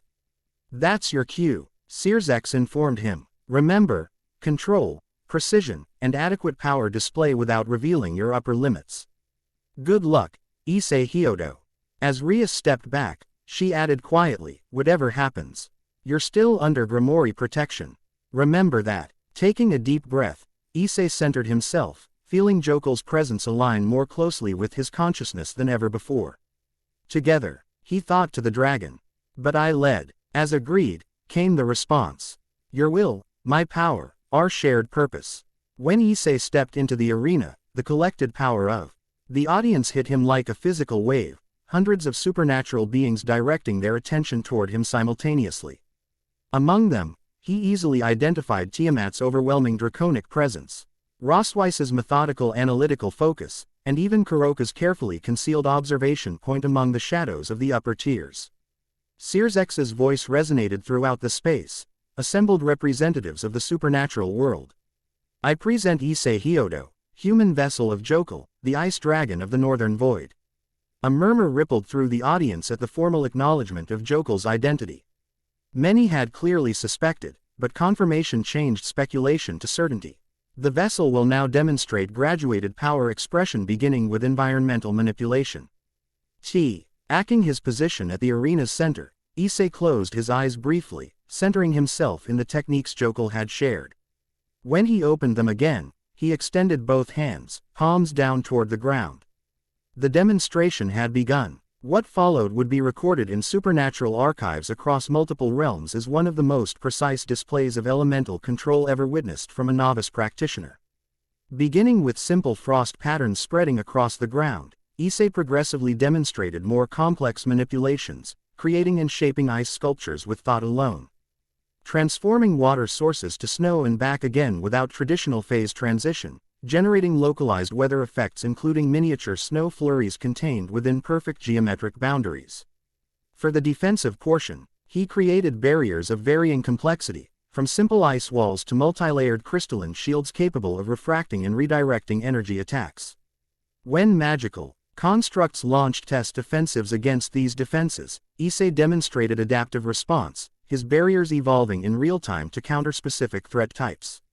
Throughout each demonstration, he maintained perfect temperature control within his designated area, no frost spread beyond his intended boundaries, no unintentional thermal effects disrupted the arena's ambient conditions. This precision, more than raw power, drew impressed murmurs from the technically knowledgeable observers.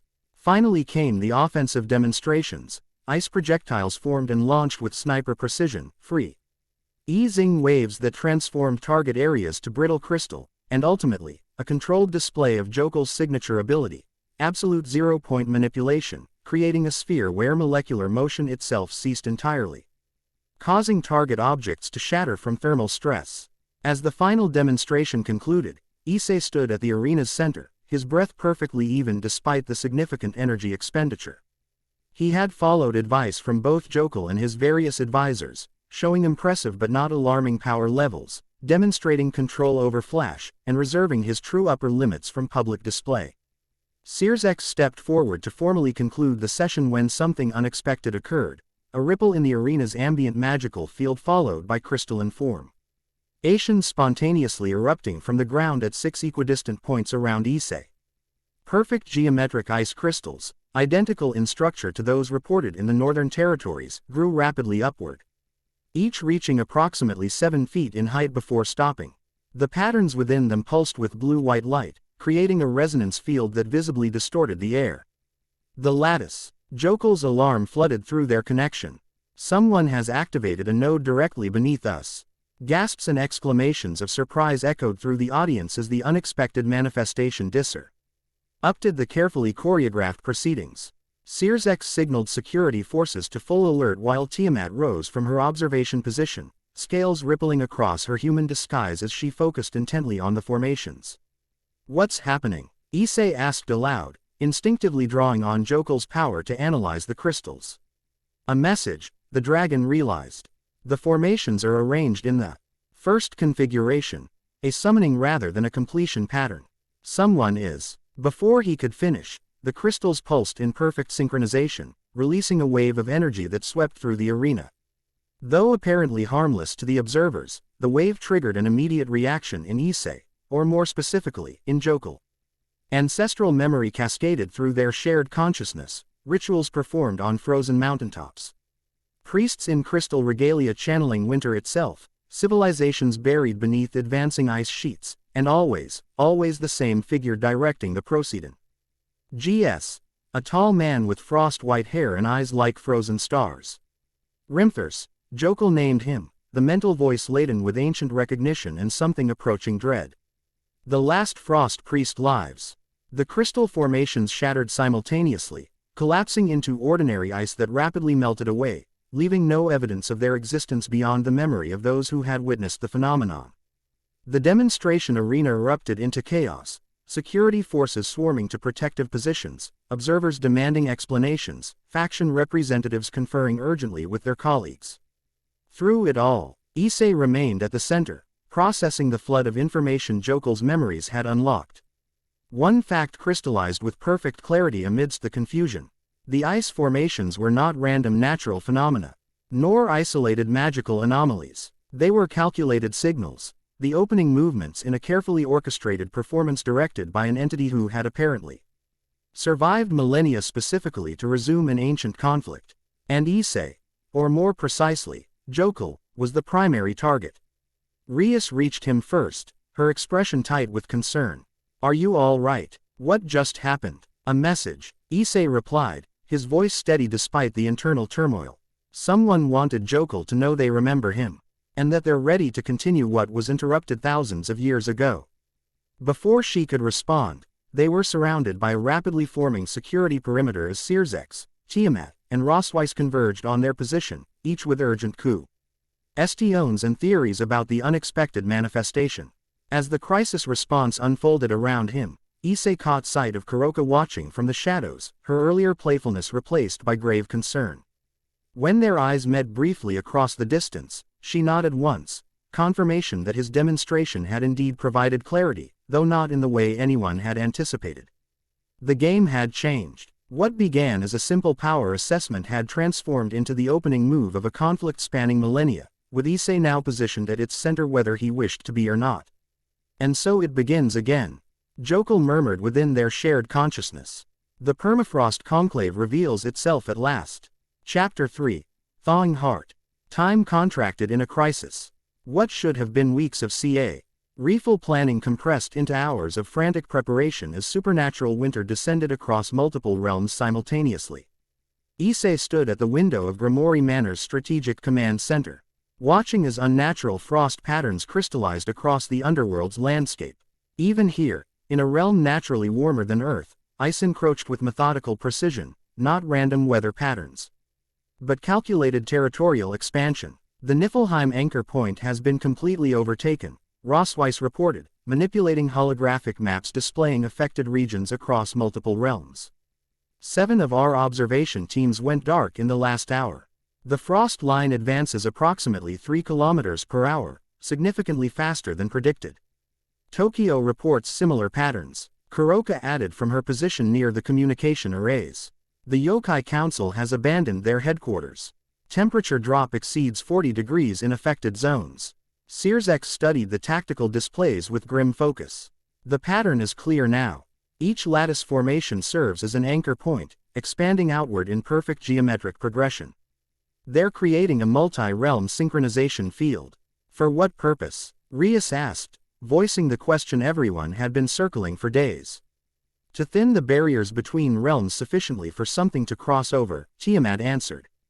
Her human disguise abandoned in favor of her true form, a woman with prominent draconic features including sapphire scales along her temples and forearms. Something that requires specific mental conditions to manifest physically. All eyes turn to Issei, or more specifically, to the ancient entity sharing his consciousness. They expect answers I am reluctant to provide, Jokul observed privately. Some knowledge is dangerous even in trusted hands. But keeping it to ourselves is more dangerous now, Issei murmured aloud, having grown comfortable with these semi-public conversations with his draconic tenant. If Rimthers is truly attempting what you suspect, we need allies who understand what we're facing. The command center fell silent, waiting for elaboration.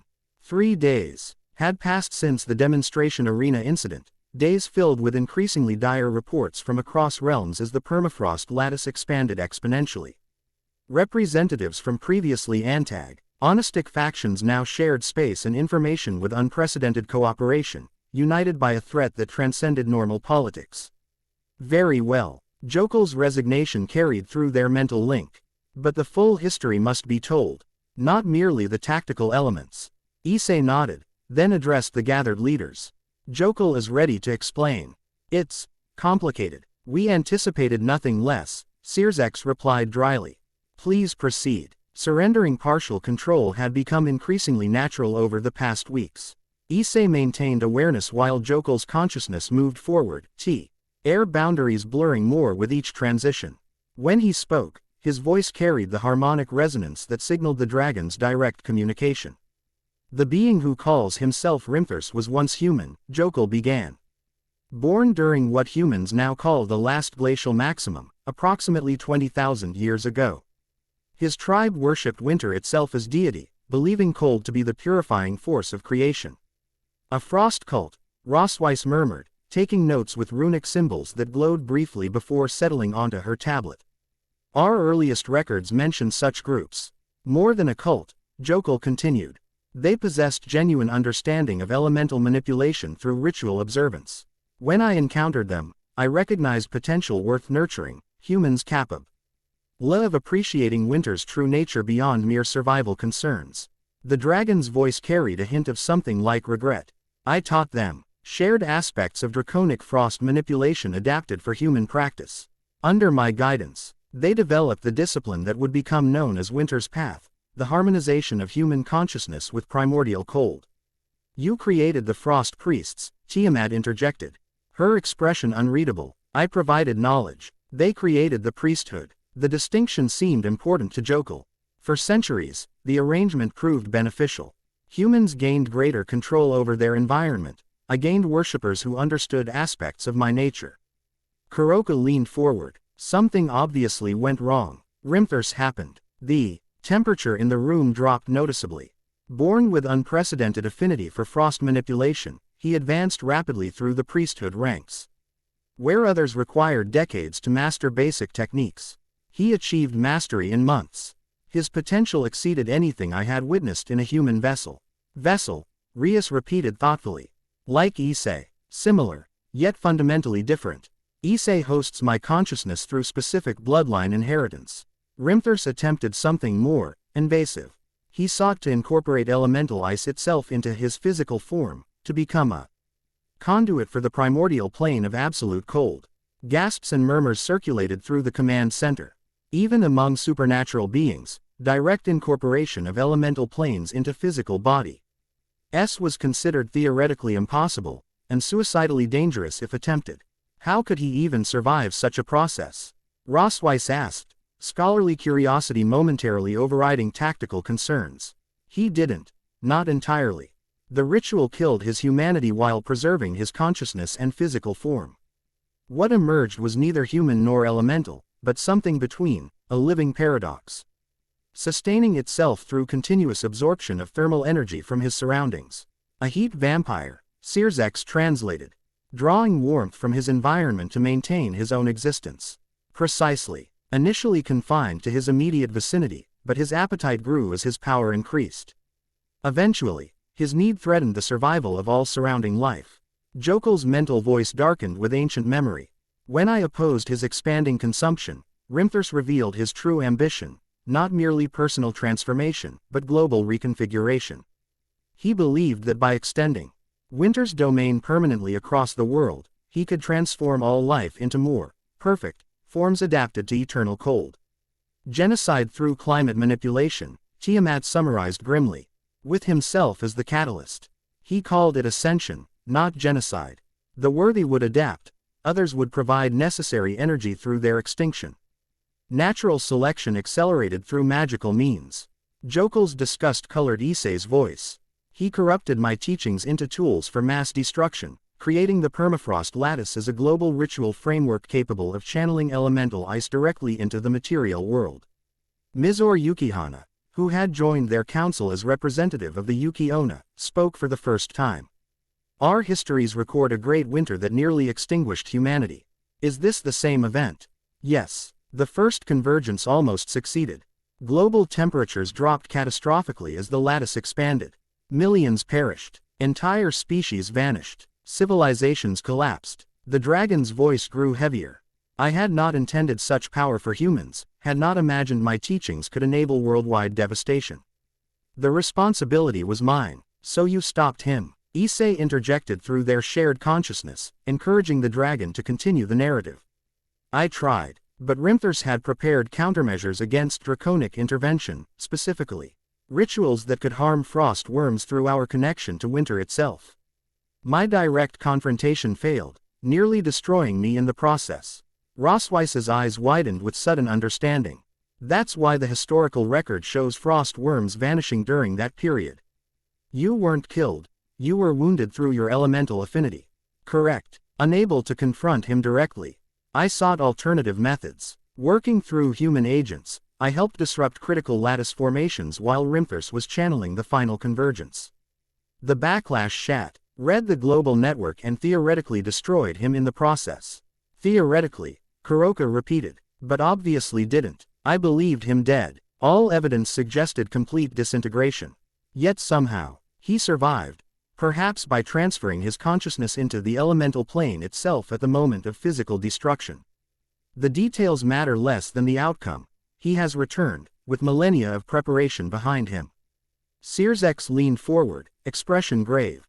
And now he attempts to recreate the lattice, presumably for the same purpose as before. The question becomes, how do we stop him this time? The dragon fell silent momentarily, considering. The current lattice differs from the original. Modern magical countermeasures have forced adaptation. It establishes identica, L-resonance patterns but through different geometrical configurations, more complex, more resilient to disruption. Can it be destroyed? Tiamat asked directly. Yes, but not through conventional means. The synchronized anchor points must be severed simultaneously across all affected realms. Each point is maintained by a frost priest, Rimthurs's new disciples, trained in corrupted versions of my original teachings. Rias studied the tactical displays showing lattice expansion. How many anchor points? And where is Rimthurs himself? 27 anchor points distributed across 9 realms. As for Rimthurs, the dragon hesitated. He will be at the convergence nexus, the point where all lattice lines intersect dimensionally, though not physically. That location remains unclear, but I suspect somewhere significant to our shared history. 27 simultaneous strikes across 9 realms, Issei summarized. Logistically challenging but not impossible with proper coordination. Rossweiss adjusted the holographic display, highlighting affected regions. The pattern appears to center most densely around Japan. Is that coincidental or significant? Nothing about the lattice is coincidental, Jokel replied. Japan's spiritual boundaries have always been thinner than most regions, more permeable to yokai and elemental influences.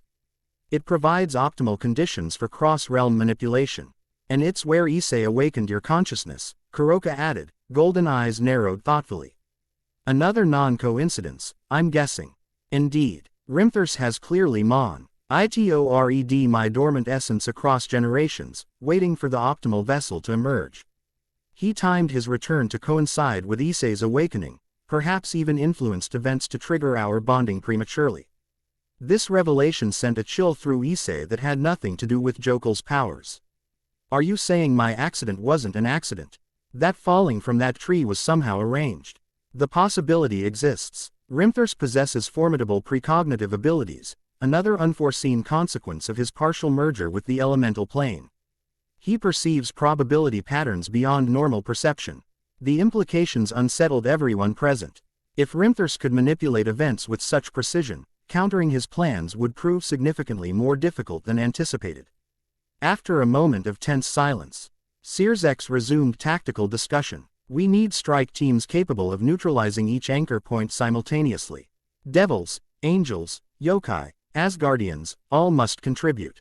The Yuki Onna will participate, Mizor stated firmly. Our natural affinity for ice magic makes us ideal for countering these formations. Asgard has already mobilized Valkyrie squadrons, Rossweiss added. Though we'll need precise magical countermeasures tailored to each anchor point's specific resonance pattern. As the discussion continued, focusing on coordination, logistics and tactical assignments, Issei felt Jokel withdrawing slightly from their shared interface. The dragon's consciousness seemed troubled beyond what he had revealed publicly. There's more you haven't told them, Issei observed privately. Yes, Jokel's mental voice carried unusual weight. The most critical element concerns you directly, vessel, or rather, us. Our connection. What about it? Rimthers Riku. Iris a catalyst to complete the convergence, a bridge between draconic power and human consciousness. Originally, he served this function himself, but his transformation rendered him unsuitable. He now requires an alternative. The implication crystallized with terrible clarity in Issei's mind. He needs me, a human bonded with a frost worm. Precisely. Your awakening wasn't merely convenient timing, it was essential to his plan. Without a viable dragon-human bond to serve as conduit, the lattice remains merely impressive weather manipulation rather than reality-altering ritual magic. The private evolution left Issei momentarily speechless. Not only was he potentially responsible for triggering this crisis, but he represented the critical component necessary for its completion. Rejoining the tactical discussion, he found strike teams being organized into 3 primary groups: disruption forces targeting individual anchor points, defense units protecting civilian populations, and a central strike team intended to locate and neutralize Rimthers himself. Issei must lead the central strike team, Tiamat declared with draconic authority. Only Jokel possesses the necessary knowledge to counter Rimthers's techniques directly. Agreed, Issei nodded. Though he'll require appropriate support. I'm going with him, Rhea stated immediately, her tone brooking no argument. As am I, Rossweiss added. My runecraft specializes in cross-realm stabilization, essential if we're entering dimensionally unstable areas. You'll need someone who can move undetected between security perimeters. Kuroka volunteered with a predatory smile. Stealth happens to be my specialty. Mizor simply nodded her commitment without elaboration, frost gathering briefly around her fingertips. The Chaos Karma Dragon doesn't typically play support, Tiamat commented, eyeing the rapidly forming team. But this situation transcends normal protocols. I will accompany the Central Strike Force as well. Watching these powerful women align themselves with his mission, Issei felt simultaneous gratitude and concern. Each offered unique capabilities essential to their success, yet each represented an other person potentially endangered by their connection to him. I appreciate everyone's commitment, he said carefully, but there's something you should know before finalizing these plans. He explained what Jokul had privately revealed, his potential role as catalyst for Rimthurs's ritual. Rather than discouraging participation, this information seemed to strengthen their resolve. All the more reason for proper support, Rias declared. If Rimthurs targets you specifically, you'll need protection from multiple magical disciplines. Not just protection, Rosweiss corrected. Countermeasures. If Issei represents a potential ritual component, we need protocols to prevent forced incorporation. Sirzek studied the assembled group thoughtfully. A formidable team. Perhaps our most potent asset is that Rimthurs expects Issei to arrive with Jokul, but not with such diverse support. Then we should maximize that advantage, Kuroka suggested. Let me infiltrate ahead of the main group. I can gather intelligence on security arrangements and potentially identify the exact convergence point before you arrive. The planning continued with increasing detail: transportation methods, communication protocols, contingency procedures. Throughout the discussion, Issei found himself studying the women who had volunteered for this dangerous mission. Each had entered his life under different circumstances, yet each now stood ready to face potentially apocalyptic danger alongside him. Rias caught his thoughtful gaze and moved closer while others reviewed tactical displays.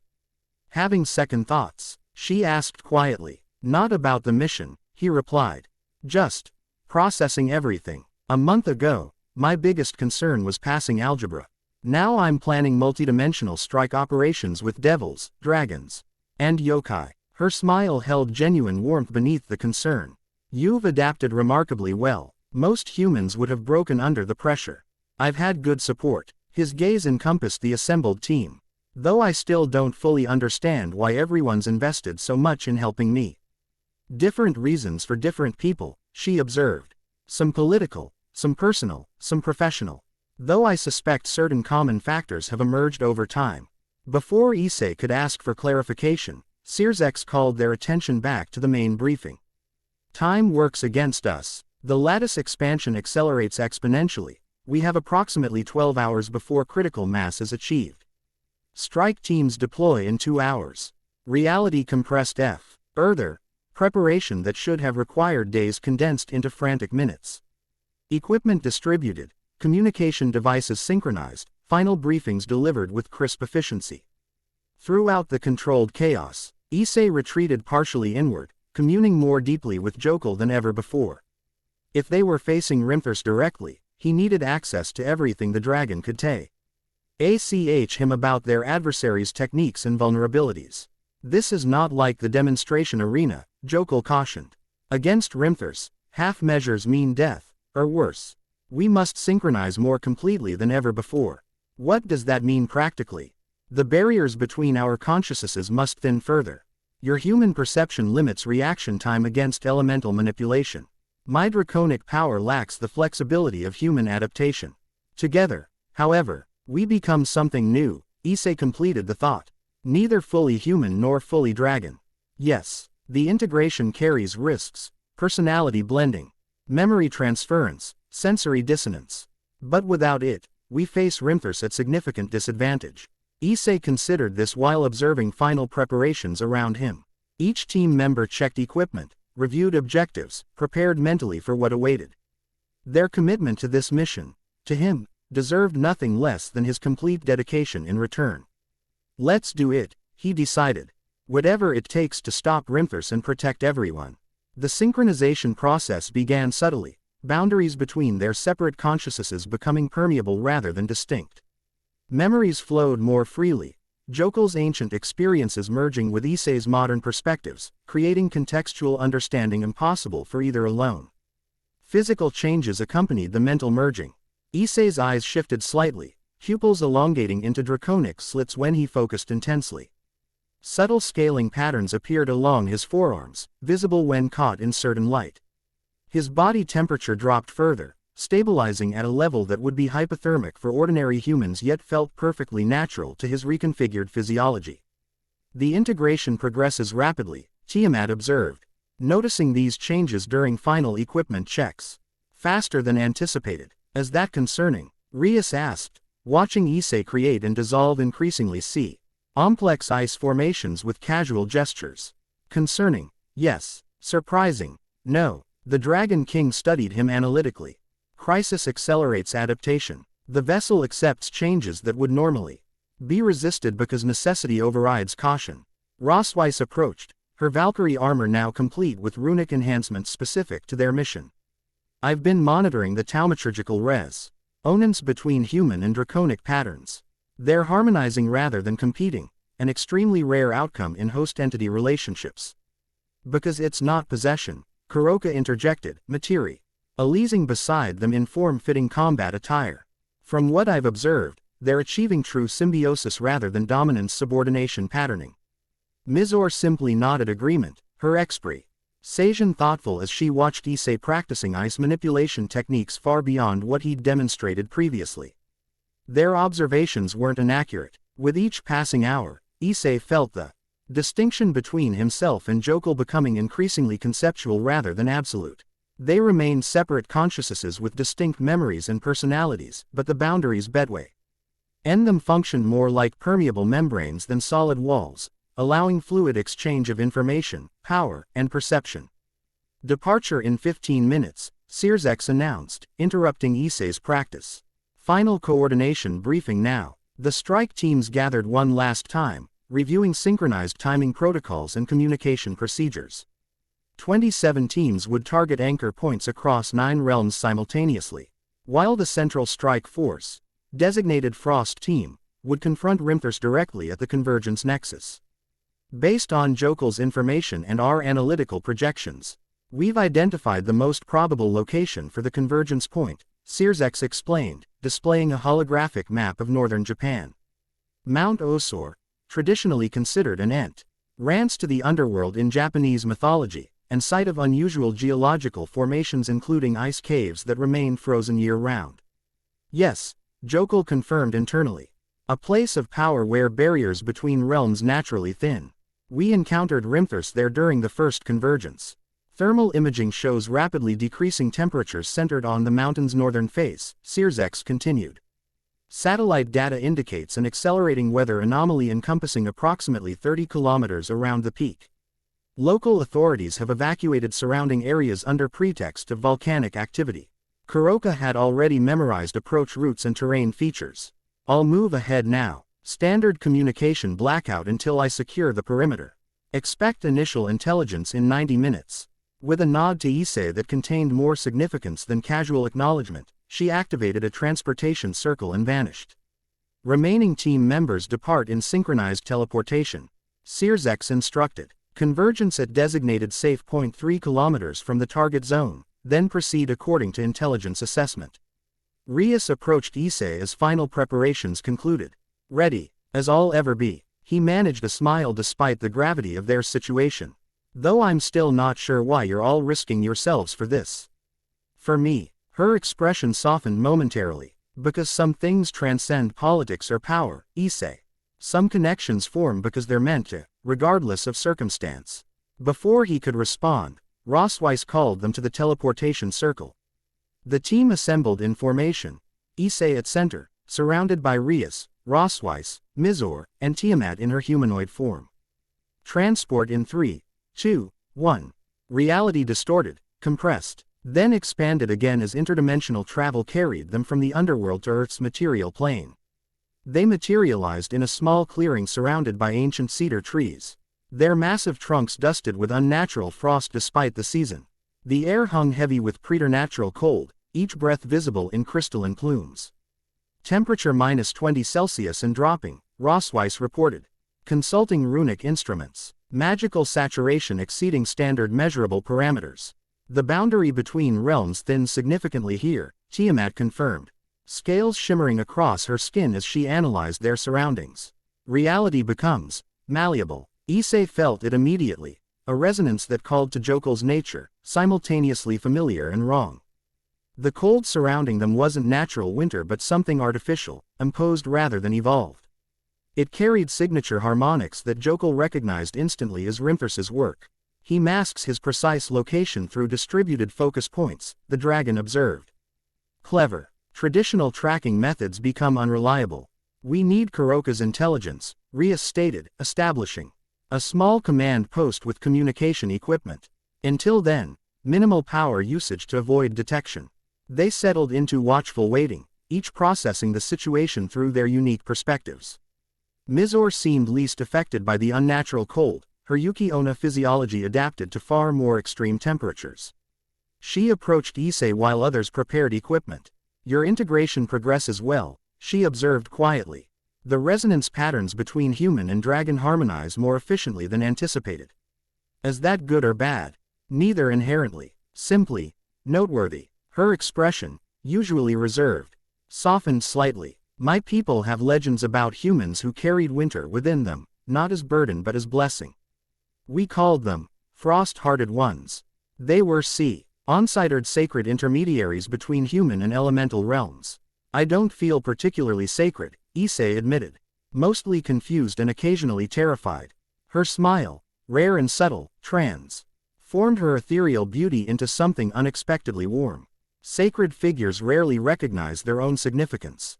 That's partially what makes them effective bridges between worlds. They maintain man perspective despite extraordinary capabilities." The observation carried weight beyond casual conversation. Before Issei could respond, their communication equipment activated, indicating incoming transmission. "Perimeter secured," Kuroka's voice reported through static interference. "Sending tactical assessment now." Data packages arrived containing detailed mapping of enemy positions, barrier configurations, and energy readings around the mountain. Most significantly, Kuroka had identified the precise convergence point, a previously unmapped ice cave near the summit, now surrounded by elaborate ritual structures and guarded by robed figures. "Frost priests," Tiamat confirmed, examining the surveillance images. "Newly trained, judging by their movement patterns. Dangerous but inexperienced. The central chamber contains something significant," Kuroka's transmission continued. "Massive crystalline formation, approximately 12 meters tall. Not natural, definitely constructed. Emanating extraordinary power readings. The convergence spire," Jokul identified. "The physical anchor point for Rimthurs's consciousness to fully manifest. Extraction point Alpha secured for your arrival," Kuroka concluded. "Approach from northeast quadrant offers minimal detection risk. Timing window optimal within next 40 minutes before patrol rotation." Rossweiss finalized her runic calculations. "Global synchronization puts 0 hour at exactly 88 minutes from now. All teams must be in position with countermeasures ready before then." "Then we move now," Rias decided, gathering her power. "Standard infiltration protocol until we reach the perimeter, then direct approach once subtlety becomes impossible." They traversed the increasingly treacherous terrain with practiced efficiency, each team member adapting to their specialized role. Rossweiss maintained protective runic barriers against detection. Mizore scouted ahead, her form occasionally dissipating into snow to navigate difficult passages. Rias coordinated with other strike teams through secure communication channels, and Tiamat provided constant magical analysis of the strengthening lattice energy surrounding them. Throughout their approach, Issei felt his connection with Jokul deepening further, memories, techniques, and perspectives merging more completely until the distinction between human host and dragon ity became increasingly theoretical rather than practical. His perception expanded beyond normal human limitations, allowing him to sense thermal variations, magical currents, and dimensional stress points that would remain invisible to ordinary consciousness. They rendezvoused with Kuroka at a concealed position overlooking the final approach to the cave entrance. The Nekomata materialized silently beside them, golden eyes gleaming in the unnatural twilight created by swirling snow and thickening dimensional distortion. 7 priests maintain the outer perimeter, she reported crisply. 4 more inside the central chamber. Multiple barrier layers, but I've identified structural weaknesses. She gestured toward specific points on her tactical map. And most importantly, Rimthurs himself is present, or at least partially manifested. He appears to be conducting some kind of preparatory ritual at the spire's base. Issei studied the surveillance images, recognizing the tall, white-haired figure from Jokul's memories. Even through static distorted footage, Rimthurs radiated unnatural power, his movements too perfect, too precise for a truly physical being. He remains partially immaterial, Jokul confirmed. The convergence will complete his manifestation, allowing full physical presence across all affected realms simultaneously. All strike teams report ready position, Rias announced. Checking final coordination communications. Synchronized countermeasure deployment in 42 minutes. Tiamat surveyed their assembled force with draconic assessment. The approach will alert TH.M to our presence regardless of stealth measures. Once engaged, we must move directly to the central chamber without delay. Any priest left functional will attempt to accelerate the convergence timing. I can neutralize the outer guards. Mizor offered, frost gathering around her fingertips. Yuki Onna immobilization techniques should prove effective against practitioners of corrupted winter magic. Rossweiss and I will handle barrier disruption, Rias added. Nordic runes combined with Grimoire destruction magic should create sufficient counterpressure to force entry. Kuroka and I will provide containment once inside. Tiamat continued, preventing reinforcement while the primary objective is addressed. Everyone turned to Issei, acknowledging his central role without explicitly stating it. The unspoken understanding hung in the frigid air. Only he and Jokul together could directly confront Rimthurs with any hope of success. I'm ready, he stated simply, meeting each of their gazes. The women who had entered his life under such extraordinary circumstances now stood united in purpose despite their diverse origins and motivations. Whatever their initial reasons for involvement, political, scholarly, or personal, something more profound now bound them together. They fight not merely against Rimthurs, but for you, Jokul observed with unusual gentleness. Such loyalty transcends ordinary alliance. Then we can't fail them, Issei responded, his resolve crystallizing like ice in clear water. The assault unfolded with precision belying their limited preparation time. Mizor moved first, her form dissolving into swirling snow that infiltrated the perimeter guard positions. Within moments, startled cries were silenced as frost priests found themselves immobilized by ice. That responded not to their commands but to the Yuki Onna's superior control. Rias and Rossweiss advanced simultaneously, their contrasting powers, demonic destruction and Nordic runecraft, creating an unexpected harmonic that shattered the outer defensive barriers with surprising efficiency. Alarm magic triggered immediately, but by then they had already breached the first security layer. Kuroka materialized within the confusion, her yokai abilities allowing instantaneous repositioning between shadow points. With casual grace belying lethal precision, she disrupted communication arrays and secondary defensive measures, isolating the cave system from potential reinforcements.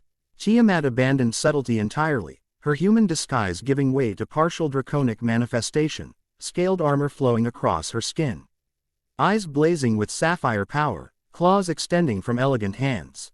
Her presence alone scattered lesser guards, draconic authority overwhelming their magical resistance. Through this coordinated chaos, Issei moved with singular purpose, Jokul's power flowing through him more naturally than ever before. Ice formed and shattered at his command, not as external constructs but as extensions of his will. The cold responded to him instinctively, recognizing kindred essence rather than imposed control. They reached the central chamber as alarms echoed throughout the cave system. The space opened dramatically from narrow passages into a massive natural cathedral, its ceiling lost in darkness 50 meters above. At its center stood the convergence spire, a perfect crystalline structure resembling a massive quartz formation, its facets inscribed with symbols that hurt the eyes if observed directly. Surrounding the spire, 4 remaining frost priests maintained a chanted rhythm that caused the crystal to pulse with increasing frequency. And there, at the spire's base, stood Rimthurs. Seeing him directly rather than through memories or surveillance footage, Issei understood immediately why Jokul considered him neither human nor elemental. The being before them existed in multiple states simultaneously, partly physical with white hair and starlit eyes, partly energetic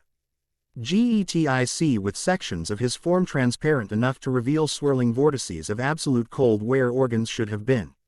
He wore ceremonial robes that seemed woven from frost itself, patterns constantly shifting across the fabric like living things.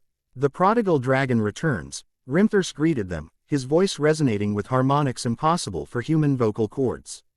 And brings his latest vessel. How convenient. Caution. Jokul warned. He appears conversational to lower defenses. Attack imminent. The warning came just in time. With a casual gesture, Rimthurs sent spears of absolute zero ice launching toward them from multiple angles. Only Jokul's reflexive defense, a spherical barrier of counter-rotating frost layers, prevented immediate impalement. Disrupt the priests, Tiamat commanded, unleashing draconic energy that manifested as sapphire flames, paradoxically cold rather than hot, yet equally destructive to conventional matter. The team responded instantly, each tar getting specific threats according to their capabilities. Rias unleashed destruction magic against the ritual circle surrounding the spire. Rosweiss deployed containment runes to isolate the chamber from additional dimensional thinning. Kuroka engaged two priests simultaneously, her yokai techniques neutralizing their frost manipulation. Mizor confronted the remaining clergy with superior control over their shared element. Issei faced Rimthurs directly, Jokel's consciousness fully synchronized with his own. No longer host an entity but a single harmonized being, they assessed their NT adversary with perspective spanning both human adaptability and draconic power. You cannot stop the convergence, Rimthur stated, his expression serene despite the battle erupting around him. Quote, the lattice spans 27 anchor points across 9 realms. Even if your allies destroy some, enough will remain to complete the ritual. We'll take those odds, Issei replied, frost gathering around him in complex patterns reflecting his integrated consciousness. Especially since we have something you don't. And what might that be? People worth protecting. The simple statement carried unexpected weight. For a moment, brief but perceptible, confusion flickered across Rimthurs's features, as if encountering a concept beyond his comprehension. Issei seized that momentary hesitation, launching their first offensive. Unlike the controlled demonstrations in the arena, this attack drew on Jokel's full potential, not mere ice manipulation but fundamental thermal control at the quantum level. The space between them distorted as molecular motion itself slowed asymptotically toward absolute zero, creating a corridor of pure entropy stretching from Issei's extended hand directly to Rimthurs's position. The Frost Priest countered with equivalent mastery, establishing a competing field that met Issei's halfway. Where the opposing forces collided, reality itself shuddered, physical laws straining under contradictory imperatives as two masters of winter contested fundamental thermal principles. Impressive, Rimthurs acknowledged, genuine surprise coloring his voice. The vessel accesses your full potential. Old dragon, I hadn't anticipated such complete integration so quickly. You miscalculated, Issei replied, maintaining pressure while seeking weaknesses in his opponent's defenses. About many things. Around them, the chamber descended into magical chaos as their companions engaged the remaining priests. Rias's destruction magic created crimson fractures in the dimensional barriers. Rosweiss's runes stabilized their position against increasing reality distortion. Kuroka and Mizor systematically neutralized ritual participants, and Tiamat directly assaulted the convergence spire itself. Seeking structural vulnerabilities in the crystalline matrix. His power flows from the spire, Jokel observed within their shared consciousness. He remains partially immaterial, anchored to the elemental plane through that conduit. Understanding immediately, Issei shifted tactics. Rather than confronting Rimthurs's power directly, he began systematically severing the energetic connections between the Frost Priest and the spire. Each precision strike required microscopic thermal adjustments, freezing specific energy pathways while leaving others untouched to avoid. Alerting their opponent to the true strategy. Rimthurs's expression remained confident as he countered what appeared to be conventional attacks, unaware of the subtle undermining occurring beneath observable levels. You fight well for a temporary alliance, he called to the assembled team. But the convergence approaches critical threshold. In 7 minutes, the process becomes self-sustaining regardless of your interference. Distraction technique, Kuroka shouted, recognizing the psychological manipulation. He's accelerating the harmonization cycle while we're focused elsewhere. She was right. The spire's pulsations had increased dramatically, its inscribed symbols now glowing with blinding intensity. The remaining priests had abandoned direct combat in favor of maintaining the ritual at all costs. Accepting injuries to continue their chants. We need something unexpected, Issei communicated to Jokel. A technique he wouldn't anticipate from us. Agreed. There is one possibility, though it carries significant risk. What is it? Thermal inversion cascade. A technique I developed but never taught the priests. It requires simultaneously maintaining absolute zero and plasma state temperatures within the same spatial matrix, theoretically impossible by conventional thermodynamic principles. Can we manage it? Together, perhaps, your human creativity combined with my draconic power might achieve what neither could independently. Without further hesitation, Issei committed to the attempt. Drawing on Jokel's theoretical knowledge and his own intuitive understanding of energy states, he began establishing the impossible paradox: zones of absolute cold interpenetrated with points of near-stellar heat, arranged in precise geometric patterns that violated fundamental physical laws while establishing new ones within their limited domain. The effect manifested visibly as reality itself seemed to fracture around them, ice forming and instantly sublimating, air simultaneously freezing and combusting, light bending through temperature gradients that shouldn't exist in proximity. The contradictory energy states created cascading resonance patterns that expanded outward in accelerating waves. Rimthurs recognized the technique too late. His eyes widened with genuine alarm as the thermal inversion cascade reached the spire, disrupting its carefully calibrated harmonic structure. Crystalline facets that required perfect molecular alignment began vibrating asynchronously, creating dissonance rather than harmony. "No," he cried, abandoning his battle position to attempt emergency recalibration. "The convergence sequence can't be interrupted at this stage." "It already has been," Tiamat announced, her draconic senses confirming what instruments couldn't measure. Reports from all strike teams indicate synchronized disruption of anchor points across all 9 realms. The lattice is collapsing. The chamber shuddered as dimensional stress increased exponentially. The spire's glow fluctuated wildly, sections darkening while others flared with uncontrolled energy discharge. Reality itself seemed to thin around them as the barriers between realms, already weakened by Rimthur's ritual, began destabilizing further under contradictory magical pressures. "We need to evacuate immediately," Rosweiss warned, her runic instruments displaying critical readings. "Dimensional collapse imminent." "Not without finishing this," Issei insisted, maintaining the cascade effect despite increasing strain. Through their shared consciousness, Jokel agreed, Rimthurs had surveyed their previous confrontation through incomplete resolution. They couldn't risk history repeating itself. Rias appeared at his side, her expression tight with concern but resolute.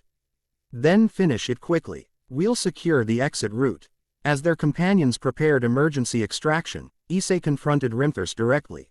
The Frost Priest had abandoned his composed facade, desperation evident, as he attempted increasingly erratic countermeasures against the collapsing ritual. "You don't understand what you're preventing," Rimthurs snarled, winter's fury manifest in his voice.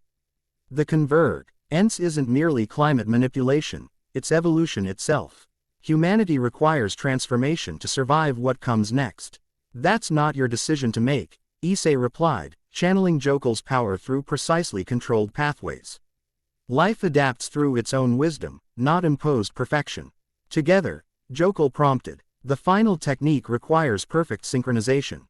Their consciousness merged completely for one critical moment, no longer dragon and human but something transcending both categories.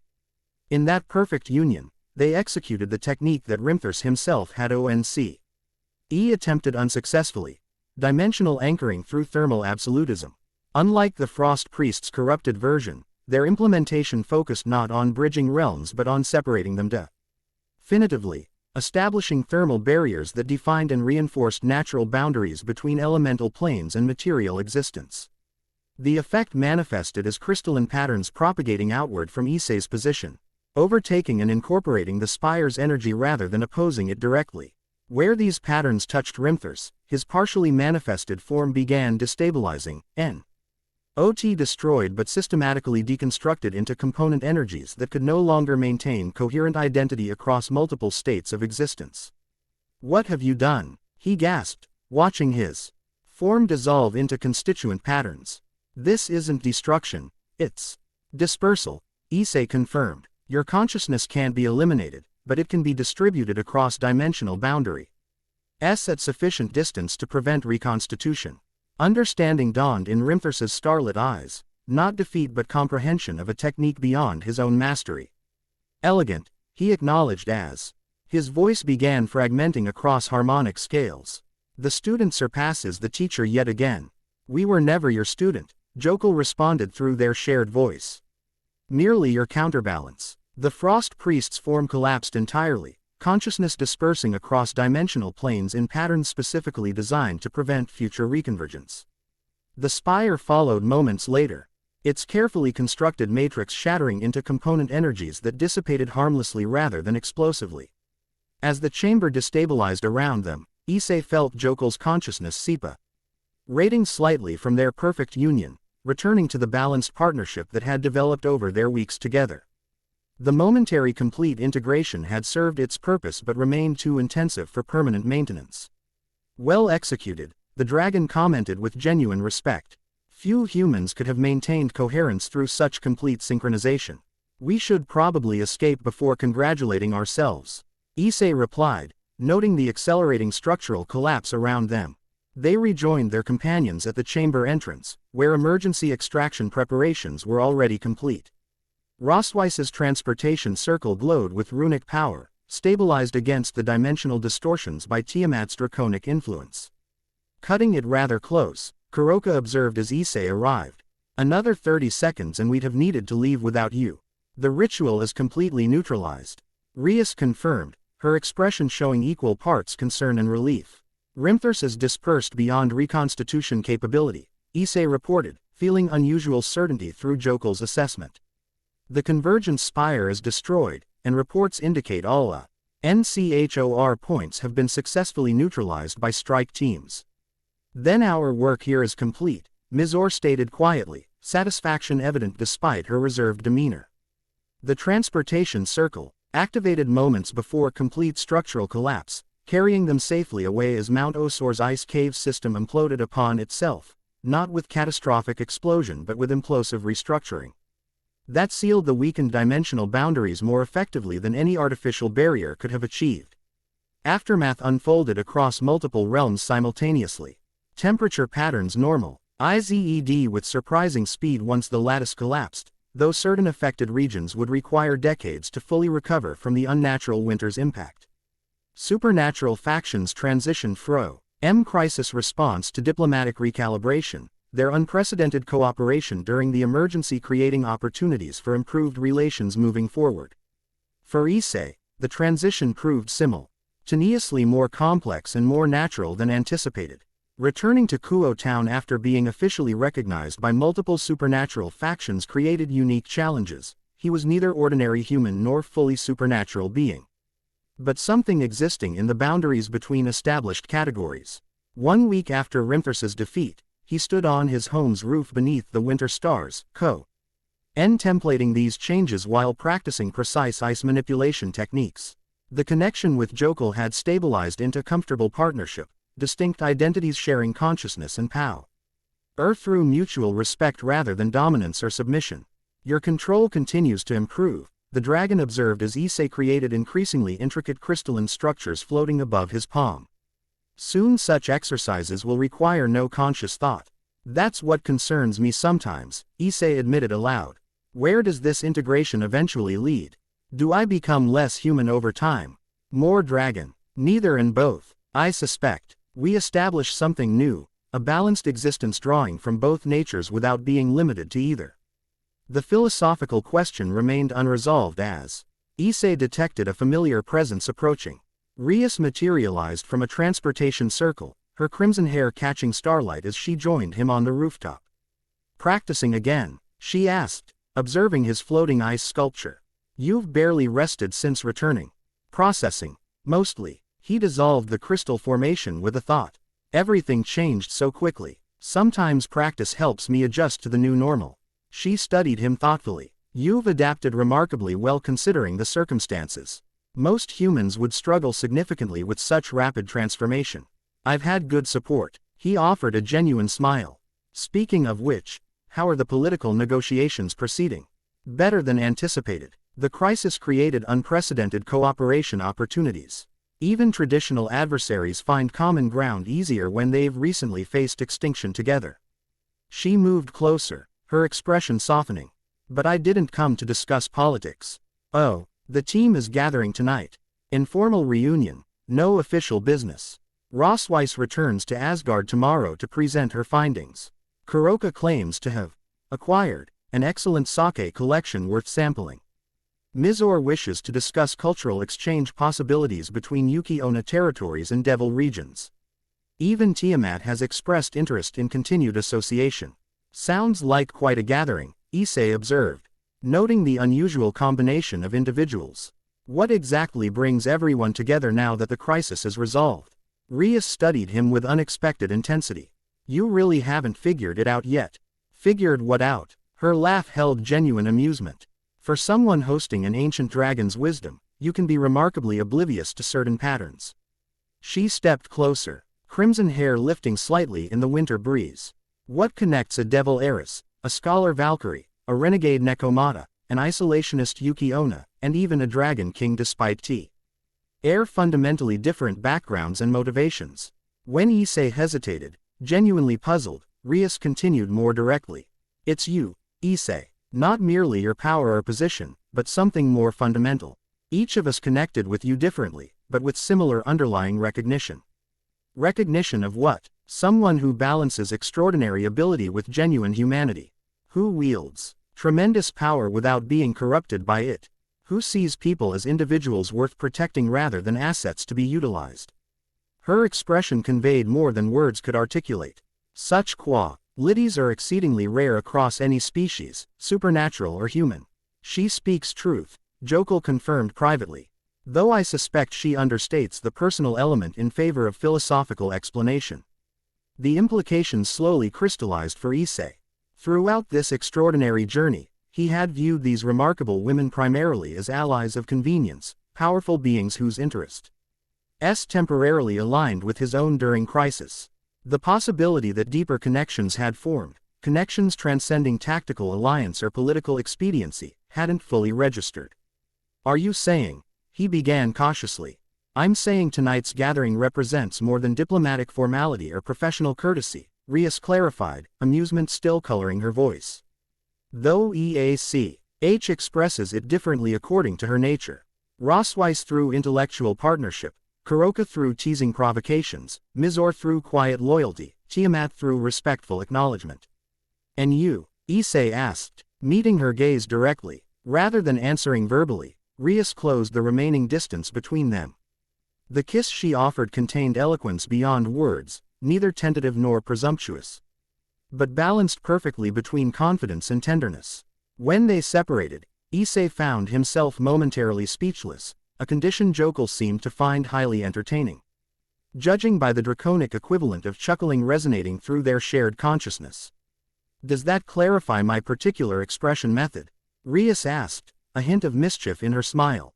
Extremely clear, Issei managed, his thoughts recalibrating around this new paradigm. Though I'm still processing the broader implications. As am I, she admitted more seriously. Cross-faction relationships involve complexity beyond normal considerations. Yet recent events have demonstrated rather conclusively that traditional boundaries matter less than we previously believed. Civilization evolves through such unexpected connections, Jokul observed. Some of history's most significant developments emerged from unlikely alliances growing into something more profound.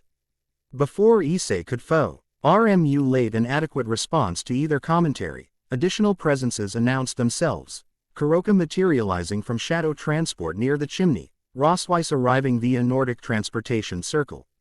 Mizor coalescing from snowflakes that hadn't existed moments before, and finally Tiamat, making characteristically dramatic entrance by simply appearing in their midst without visible transportation method. Are we interrupting? Kuroka asked with cat-like smile, golden eyes gleaming with amusement as she noted their proximity. Perfect timing, actually, Rias replied without embarrassment. I was just explaining certain relationship developments to our somewhat oblivious dragon host. About time, Rosweiss commented, her scholarly demeanor softened by genuine warmth. My research indicated significantly earlier recognition probability based on established interaction patterns. Mizor simply nodded, a small smile playing at the corners of her mouth. The frost-hearted recognize worthy companions through shared purpose, not merely shared power. Dragons traditionally maintain multiple consorts, Tiamat added pragmatically. The practice acknowledges that no single partner see and fully complement beings of significant complexity. Surrounded by these extraordinary women, each powerful in her unique domain, each connected to him through circumstances that defied conventional relationship paradigms. Issei felt simultaneous bewilderment and profound gratitude. The universe had transformed him from ordinary student to supernatural hybrid through unexpected awakening, then rounded him with companions who understood aspects of his new existence better than he did himself. Remember this moment, Jokul advised with unexpected gentleness. In millennia of existence, I have served few bonds with greater potential significance. What grows from these connections may reshape more than individual lives. As winter stars wheeled overhead and conversation flowed among his unlikely companions, Issei recognized profound truth in the dragon's observation. The ice that had awakened within him hadn't isolated him as he initially feared, but instead created bridges between worlds normally separated by insurmountable barriers. Frost had not frozen his heart but rather preserved it, maintaining human compassion and connection even as draconic power transformed his capabilities. Huo Town spread below them. Citizens unaware of how close they had come to eternal winter or how fundamentally the supernatural world had transformed in recent weeks. Tomorrow would bring new Chale. NGES. Integration of dragon abilities with daily life, navigation of cross-faction politics, development of relationships with complexity beyond normal human experience. Yet for this moment, balance existed in perfect equilibrium. The ice dragon and his vessel had found their place, not through isolation in frozen dominance, but through connections that thawed the boundaries between separate existences. In that thawing, something new had emerged. A future neither fully human nor fully supernatural, but a harmonious integration of both. Winter's grasp remained, but within it, warmth flourished, Oving that even the coldest power could nurture rather than merely preserve, connect rather than merely endure. In this paradox, Issei found not merely acceptance of his transformed existence, but genuine appreciation for the journey that had brought him here, surrounded by companions as extraordinary as the power he now commanded. The frozen heart had thawed, revealing strength greater than ice itself. ____. The end. Thank you for watching this video. Please be sure to subscribe to our channel and like this video.